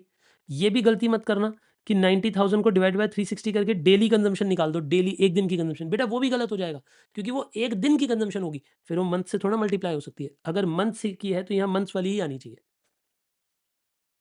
काजल ये बात समझे बेटा, आप मैंने क्या कहा कि सिली मिस्टेक कहाँ होती है? बच्चा मंथ वाले को डेज वाले से इंटू कर देता है, डेज से नहीं करना, मंथ वाले को मंथ से इंटू करना है। प्लीज़ कोई इसका आंसर बता सकता है मुझे? फाइनल आंसर कितना आ रहा है? 75 इंटू 1.5 करो और फिर प्लस उसमें 3200 करो, 14450 वेल्व्स। ये हमारा रीऑर्डर पॉइंट आ गया, रीऑर्डर पॉइंट ये आ गया। चलिए थर्ड पॉइंट पे चलते हैं। बताइए दोस्त, मुझे थर्ड पॉइंट का भी उत्तर दीजिए कि हमारा थर्ड पॉइंट क्या होगा। सुनिएगा, वो कहता है EOQ if the valve cost is 4.5 instead of 1.5। अब EOQ चेंज हो जाएगा। वो कह रहा है नया EOQ निकालो। हमने कहा क्या कंडीशन चेंज हुई है? कह रहा है बाकी सारी बातें सेम है बट वैल्व की कॉस्ट चेंज हो गई। एक बात तो, अगर वैल्व की कॉस्ट चेंज हो गई तो कैरिंग कॉस्ट चेंज हो जाएगी। आप खुद ही सोचो, EOQ के फॉर्मूला में ना तो 2 चेंज होगा, ना तो A चेंज होगा, ना तो O चेंज होगा, लेकिन कैरिंग कॉस्ट चेंज हो जाएगी। कैरिंग कॉस्ट क्यों चेंज हो जाएगी? जब दाम चेंज होगा तो कैरिंग कॉस्ट भी चेंज होगी, क्योंकि कैरिंग कॉस्ट 30% कितनी है, 20% है। तो 20% किसका है? प्राइस का। अब प्राइस चेंज हो रहा है। तो इधर आओ, आप मुझे बताओ कि आपके पास कितनी कैरिंग कॉस्ट खर्च होगी, न्यू कैरिंग कॉस्ट कितनी होगी, पहले आप ये बताओ। तो आपके पास न्यू कैरिंग कॉस्ट आ जाएगी, यानी अब वाली कैरिंग कॉस्ट आ जाएगी 4.5 का 20%, यानी कितना हो गया, 90 पैसा पर यूनिट पर एनम। अब न्यू EOQ कैसे आएगा? एनुअल डिमांड 90,000, ऑर्डरिंग कॉस्ट 15 रुपया, अब 0.90। ठीक है जी, कितना आंसर आ रहा है बेटा, निकाला है किसी ने? क्या किसी बच्चे ने इसका आंसर निकाला है? 1732 बच्चे बता रहे हैं, 1732 आ रहा है। मैंने नहीं किया कैलकुलेशन, आई होप कि बच्चों ने जो किया वो ठीक ही की होगी। 1732 हमारा नया EOQ है, ये हमारी नई EOQ है।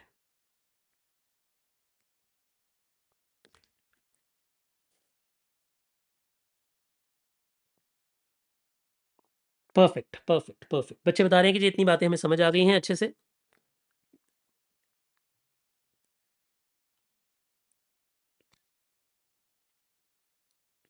चलिए जी, और आगे बढ़ते हैं। यहां तक की बातें सभी बच्चों को क्लियर हैं। क्वेश्चंस की और ही बढ़ेंगे भी, हम क्वेश्चंस के थ्रू ही बातचीत सीखेंगे। ये वाला अभी मेरा फॉर्मूला लिखवाना रहता है फ्रीक्वेंसी का, वो लिखवा दूंगा, आप चिंता मत करो। पहले एक दो क्वेश्चन और पढ़ लेते हैं। क्वेश्चन चले बेटा, नेक्स्ट। तैयार हो आप? चलिए,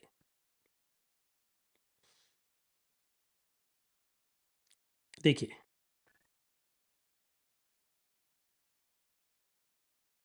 थोड़ा लेवल बढ़ा दो बेटे क्वेश्चंस का।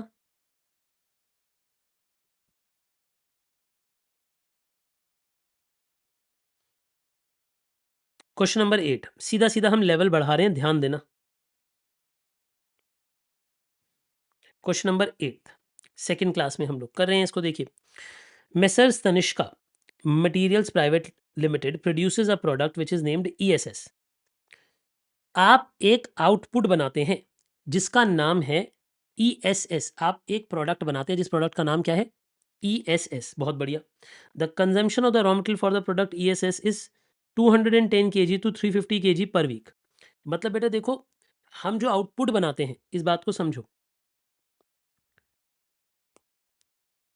सॉल्यूशन नंबर 8, हम पहले वर्किंग नोट बनाएंगे। देखिए, हम एक, हमारी बिजनेस का नाम क्या है? Messrs Tanishka material private limited. हम एक प्रोडक्ट बनाते हैं जिसका नाम है ESS। तो आप ये चित्र बनाओ मेरे साथ। देखो, हम एक आउटपुट बनाते हैं, ये हमारा वर्किंग नोट चल रहा है। हम एक आउटपुट बनाते हैं जिसका नाम है ESS, ये हमारा आउटपुट है। ठीक है जी, लेकिन इसे बनाने के लिए the consumption of the raw material for the production of ESS is 210 to 350 kg per week. लेकिन इसे बनाने के लिए दोस्तों, जो हमारी कंजम्पशन लगती है वो कितनी लगती है, यानी हमारी इनपुट कितनी होती है, कंजम्पशन कितनी होती है? वो ये कह रहा है कंजम्पशन होती है 210 kg से लेके 350 kg पर वीक, यानी ये वीक की कंजम्पशन है। तो हमें minimum consumption per week, maximum consumption per week पता है, एवरेज भी हम निकाल सकते हैं। क्या ये बातें आपको समझ आ गई मैंने क्या कहा? यानी हमें minimum consumption per week, maximum consumption per week, ये बात भी पता है। इतनी बातें क्लियर हैं आपको? Cool, absolutely cool. अब आगे देखिए, फिर वो ये कहता है consider 365 days in a year. ठीक है जी, अब वो कहते हैं प्रोक्योरमेंट टाइम। प्रोक्योरमेंट टाइम मतलब होता है खरीदने का समय, लीड टाइम। जब हम ऑर्डर प्लेस करते हैं कितने दिन में सामान हमारे पास आता है, उसे बोलते हैं lead time. Procurement time is lead time. तो लीड टाइम इस क्वेश्चन में कितना है? इस क्वेश्चन में लीड टाइम है 5 से 9 डेज।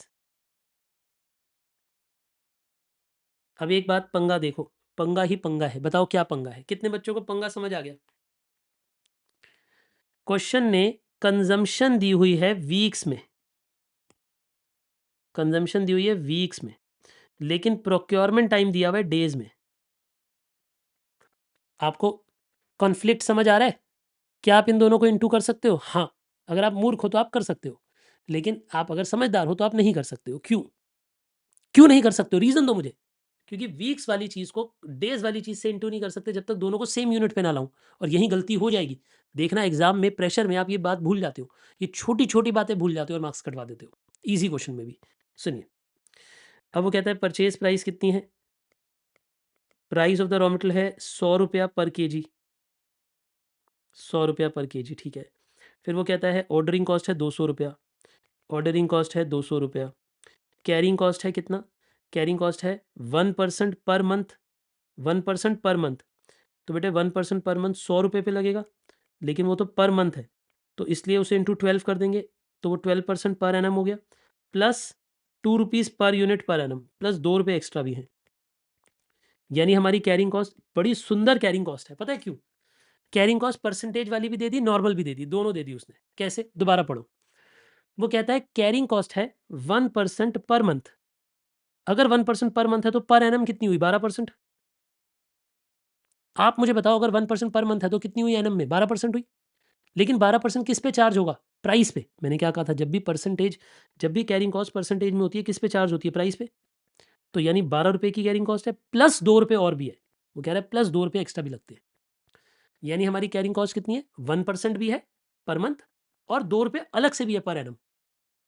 तो हमारी कैरिंग कॉस्ट है 14 रुपीज़ पर केजी पर एनम, यानी पर यूनिट पर एनम, ऐसे भी लिख सकते हो। सभी को ये बात क्लियर हो गई? बेटे छोटे छोटे देखो, अब आपको ना आईसीआई का टेम्परामेंट थोड़ा थोड़ा समझ आने लगेगा कि अच्छा सर ये करता है वो। एक ही बात जो हमें पता है उसे थोड़ी अलग अलग लैंग्वेज में लिख कर देता है। जैसे यहाँ पे उसने कैरिंग कॉस्ट थोड़ी सी बदल दी कि परसेंटेज वाली भी इंक्लूड कर दो, पर मंथ दे दो, साथ में फिक्स्ड वाली कैरिंग कॉस्ट भी दे दो। ये फिक्स्ड वाली भी दे दी और परसेंटेज वाली भी दे दी। ठीक है, अब क्वेश्चन क्या मांग रहा है? पहले कहता है जी कैलकुलेट द फॉलोइंग ईओक्यू। देखो पहले उसने फर्स्ट पार्ट, जीरो पार्ट में ईओक्यू मांग लिया, उसके बाद और पार्ट्स मांग लिए। तो पहले ईओक्यू निकाल लो। सबसे पहले हमें ईओक्यू निकाल लेना है। बताइए ईओक्यू क्या होगा? 2 × A × O डिवाइडेड बाय सी।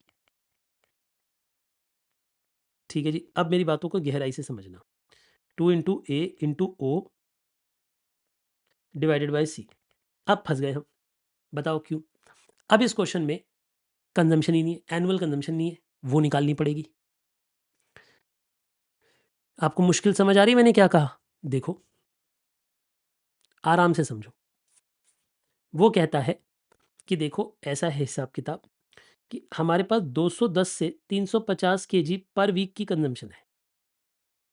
ठीक है, लेकिन क्या इस पूरे क्वेश्चन में अभी तक उन्होंने आपको एनुअल कंजम्पशन दी है? बोलो मेरी बातों को जवाब दो, हाँ या ना। क्या उन्होंने एनुअल कंजम्पशन दी है? हाँ या ना बताइए प्लीज। नहीं दी है। तो अगर क्वेश्चन ने मुझे एनुअल कंजम्पशन नहीं दी है तो मुझे क्या करना चाहिए? आप इस बात का जवाब दीजिए मुझे। अगर मुझे एनुअल कंजम्पशन नहीं पता है तो मुझे क्या करना चाहिए? पहले मुझे एनुअल कंजम्पशन डिराइव करनी चाहिए। सबसे पहले मुझे एनुअल कंजम्पशन निकालनी पड़ेगी, वरना उसके बिना तो मैं क्वेश्चन ही नहीं कर सकता। से यस और नो? बात तो सही है सर। हमारे पास जब तक एनुअल कंजम्पशन नहीं होगी हम कुछ भी नहीं कर सकते। तो पहले सबसे पहले हमें एनुअल कंजम्पशन निकाल लेनी चाहिए। तो देखिए जी एनुअल कंजम्पशन कैसे कैसे आ सकती है।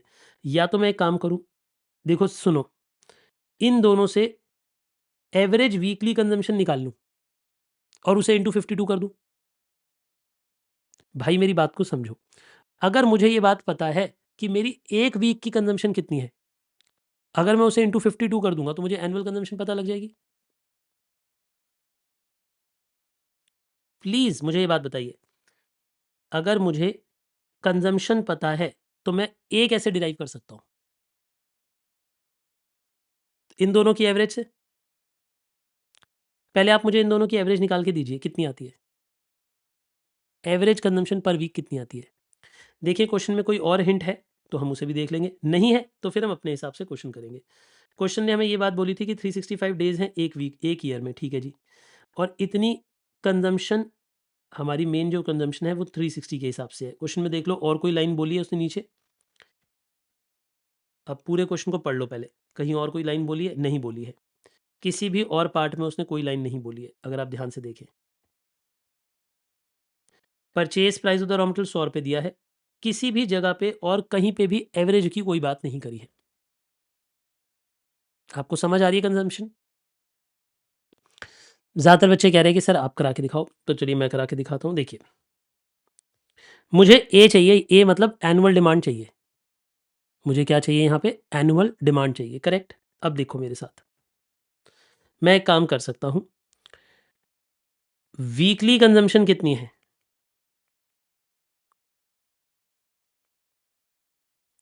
ये हमारा वर्किंग नोट नंबर 1 है।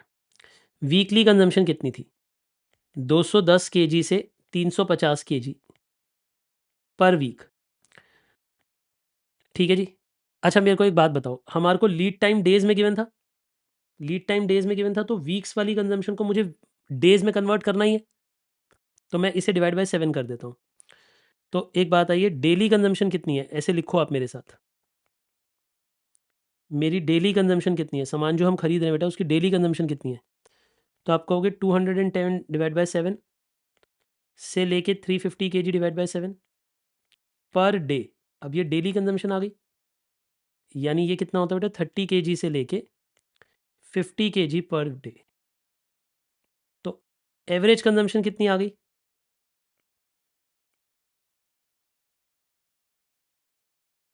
एवरेज कंजम्पशन आ गई 30 प्लस 50 डिवाइडेड बाय 2, यानी 40 केजी पर डे। यहां तक भी क्लियर है? आपने 280 केजी पर वीक भी लिखा हो सकता है, वो भी करेक्ट है, वो भी करेक्ट है। उसमें आंसर थोड़ा सा चेंज होगा पर मार्क्स उसमें भी देने पड़ेंगे एग्जामिनर को, मतलब अगर आप वीकली करोगे तब भी मार्क्स देने पड़ेंगे। पर सर आपने डेज में क्यों कन्वर्ट किया? मैं आपको उसका हिंट देता हूँ। एक मिनट रुक जाओ यार, थोड़ी देर रुक जाओ ना, मेरी भी बात सुन लो। आप वीक में क्वेश्चन करोगे तो भी मार्क्स देगा, मार्क्स नहीं काटेगा, लेकिन आपका आंसर अलग आएगा। अगर मैं बोलूँ सही और ज़्यादा सही में अंतर है, तो सही और ज़्यादा सही में सही है डेज में करना। सर ऐसा क्यों? क्योंकि क्वेश्चन ने 365 डेज इन अ ईयर दिए हुए हैं। क्यों दिए? क्योंकि वो चाहता है कि आप एनुअल कैलकुलेशन डेज के हिसाब से करो। एक बात बताओ, अगर आप एक होटल में खाना खाने जाते हो, एक रेस्टोरेंट में खाना खाने गए आप, ठीक है ना? आपने रेस्टोरेंट में जाके खाना खाते हुए ये बोला कि आपने पिज़्ज़ा मँगाया और आपने पिज़्ज़ा में बोला कि मशरूम मत डालना। आपने मिक्स वेज पिज़्ज़ा मँगाया, इसमें मल्टी वेज है, बट आपने बोला मशरूम मत डालना। तो इसका मतलब क्या है? आप ये कहना चाह रहे थे कि जो पिज़्ज़ा आएगा उसमें सारे वेजिटेबल्स होने चाहिए, मशरूम नहीं होना चाहिए। उस बंदे ने कोई भी वेजिटेबल नहीं डाला। वो कह रहा है आपने कहा था मशरूम नहीं डालना, आपने ये कहाँ कहा था बाकी वेजिटेबल डालने? वो खाली चीज़ लगाकर ले आया, खा लोगे? कहने को तो पिज़्ज़ा है, लेकिन सही नहीं है। उसी तरीके से अगर क्वेश्चन आपको ये डेज़ बोल रहा है, तो उसकी कोई इज़्ज़त नहीं है। उसके सेंटेंस की कोई इज़्ज़त नहीं है आपके दिमाग में। क्या उसे नहीं पता कि आपको ये बात पता होगी बचपन से? 20 साल के हो गए आप, आपको ये बात पता होगी कि 365 डेज़ 1 साल को बोलते हैं। बट वो फिर भी लिख रहा है, इसका मतलब उस लाइन की कोई इंपॉर्टेंस है। आप उस लाइन को इंपॉर्टेंस ही नहीं दे रहे, आप वीकली क्वेश्चन करना चाह रहे हो, जबकि क्वेश्चन ने डेज़ में क्वेश्चन करने का हिंट दिया हुआ है। कितने बच्चों को बात समझ आई मैंने क्या कहा? आपको नहीं लग रहा है कि ये क्वेश्चन का हिंट था कि अगर वो नंबर ऑफ डेज़ देता है तो हमें क्वेश्चन डेज़ में करना चाहिए? लिखो, we should solve question in days. हमें इस क्वेश्चन को डेज़ में सॉल्व करना चाहिए। क्यों? क्योंकि क्वेश्चन ने नंबर ऑफ डेज़ दिए हुए हैं।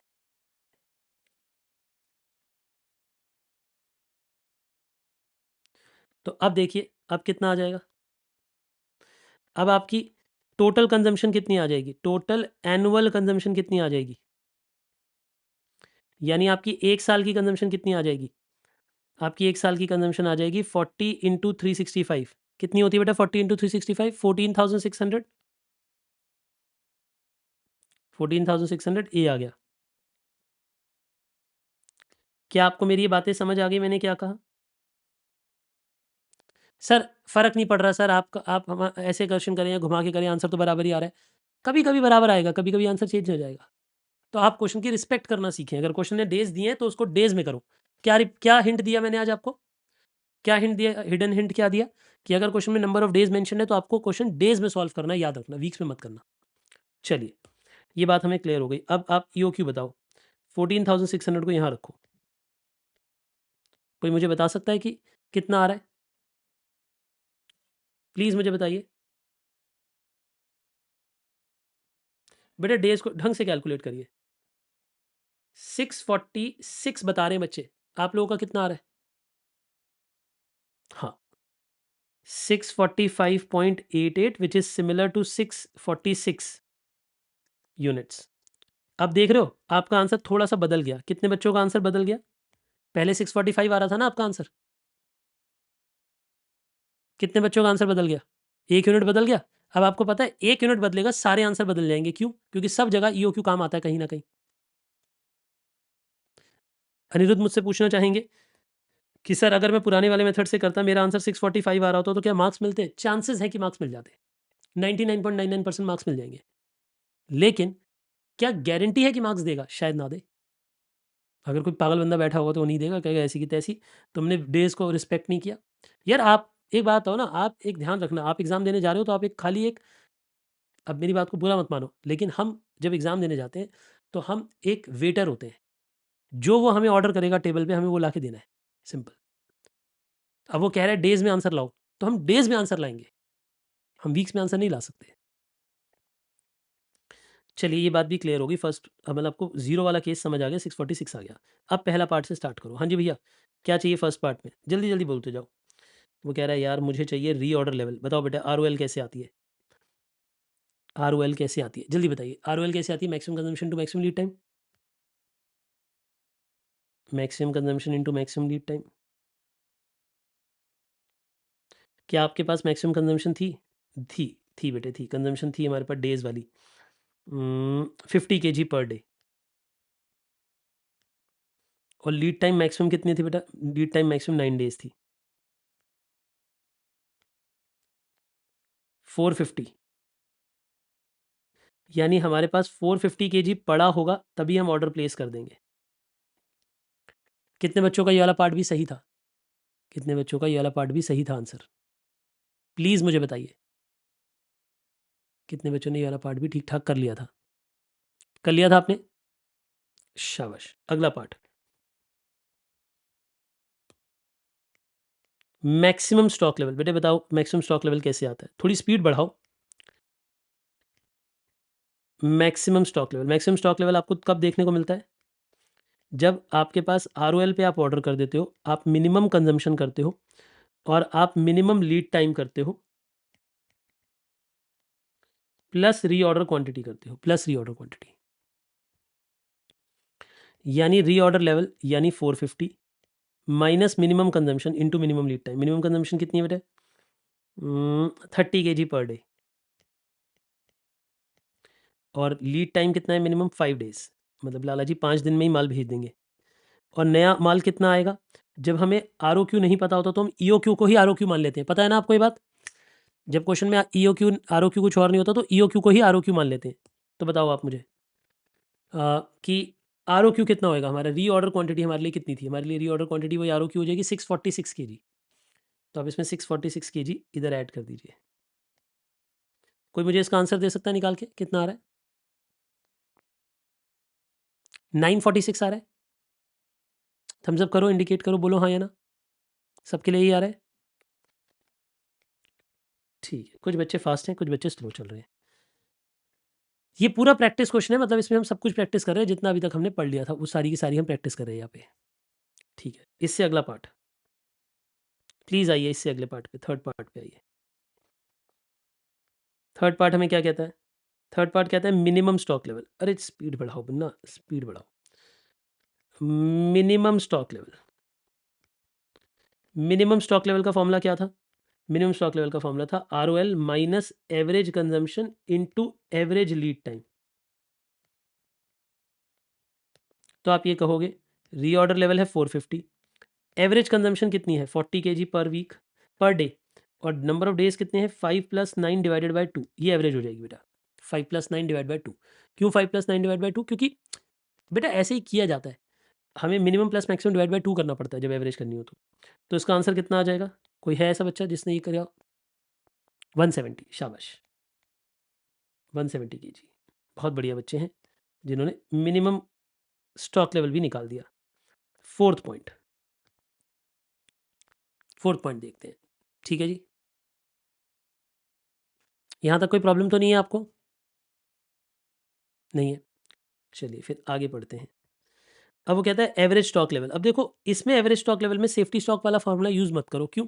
क्योंकि इसमें सेफ्टी स्टॉक गिवन नहीं है और यहाँ पे उसने मिनिमम मैक्सिमम अभी-अभी निकलवाया है। तो वो एवरेज इसी के बेसिस पे निकलवा देगा। हमारे लिए एवरेज स्टॉक इसी के बेसिस पे निकलवा देगा। फिर कोई दिक्कत नहीं है ना हमें? बोलिए हाँ या ना? यहाँ पे आप एवरेज ऐसे ही निकाल सकते हो।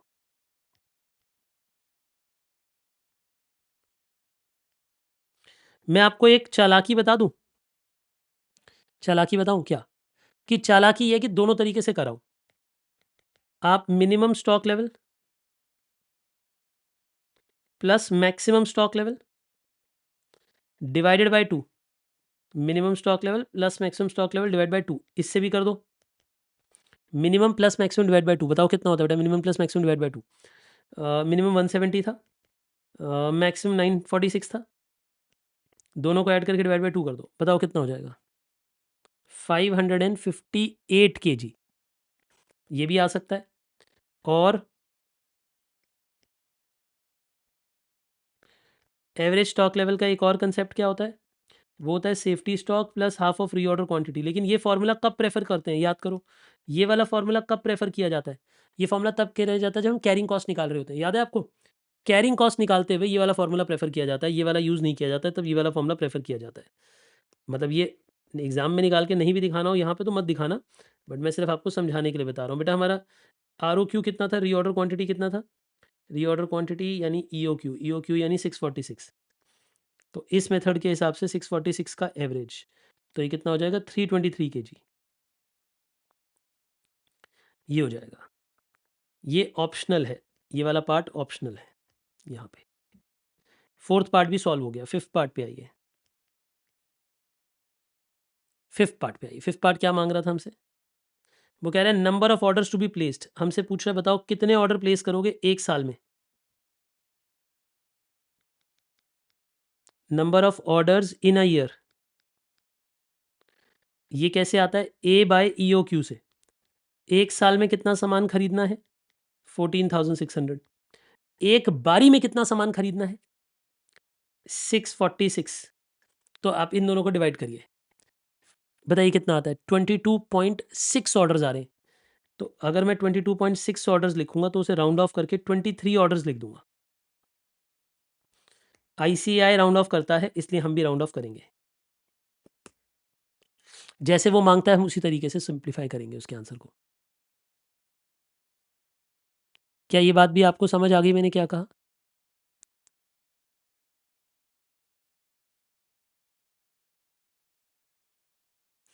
प्लीज़ मुझे बताइए, क्या इतनी बात आपको समझ आती है मैंने क्या कहा?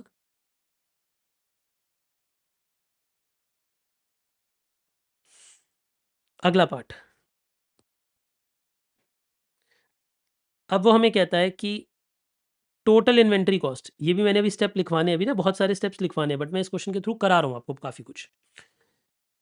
इसके ये वाले दोनों पार्ट हम नेक्स्ट क्लास में करेंगे, क्योंकि मैंने भी आपको डिस्काउंट के बारे में नेक्स्ट क्लास पढ़ाऊंगा, फिर ये क्वेश्चन कराऊंगा। पर पहले ये बस लास्ट पार्ट करा देता हूँ, टोटल इन्वेंट्री कॉस्ट तक। आप मुझे बताइए टोटल इन्वेंट्री कॉस्ट में क्या क्या आएगा? टोटल इन्वेंट्री कॉस्ट, बच्चे टोटल इन्वेंट्री कॉस्ट में आता है सबसे पहले ऑर्डरिंग कॉस्ट। आप मुझे बताएं ऑर्डरिंग कॉस्ट कैसे आती है? टोटल ऑर्डरिंग कॉस्ट याद करो। टोटल ऑर्डरिंग कॉस्ट का क्या फॉर्मूला बताया था मैंने आपको? इधर देखो, नोट्स पे आओ। नोट्स में मैंने आपको टोटल ऑर्डरिंग कॉस्ट का क्या फॉर्मूला बताया था, ये पढ़िए। टोटल ऑर्डरिंग कॉस्ट का क्या फॉर्मूला बताया था, जल्दी बताओ। Number of orders into ordering cost per order. क्या बताया था बेटे? Number of orders into ordering cost per order, यही बताया था आपको। तो लिखो, तो यानी यहाँ पे आना चाहिए नंबर ऑफ ऑर्डर्स इनटू ओ, यानी 23 ऑर्डर्स करोगे और हर एक ऑर्डर पे कितना खर्चा होता है? जल्दी बोलो। 200 रुपये का, 200 रुपीज़ का खर्चा होता है हर एक ऑर्डर पे। अगर हर एक ऑर्डर पे 200 रुपीज़ का खर्चा होता है तो हमारी टोटल ऑर्डरिंग कॉस्ट कितनी होती है? 4600। टोटल ऑर्डरिंग कॉस्ट होती है 4600 रुपीज़। अब आ जाएगी total carrying cost. Total carrying cost का फॉर्मूला भी बताया था मैंने आपको, ये देखो। टोटल कैरिंग कॉस्ट का क्या फॉर्मूला बताया था मैंने आपको? टोटल कैरिंग कॉस्ट का फॉर्मूला बताया था safety stock plus half of reorder quantity into C. Total reorder quantity का हाफ करो, सेफ्टी स्टॉक करो, इनटू सी करो। तो यानी safety stock plus half of reorder quantity into carrying cost per unit per annum, यानी 0 plus half of 646 into C. C मतलब carrying cost per unit per annum. बताना बेटा carrying cost per unit per annum कितनी होती है? वो होती है 14 रुपीज़।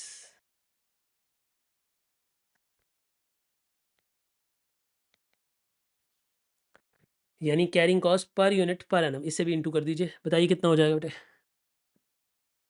4522।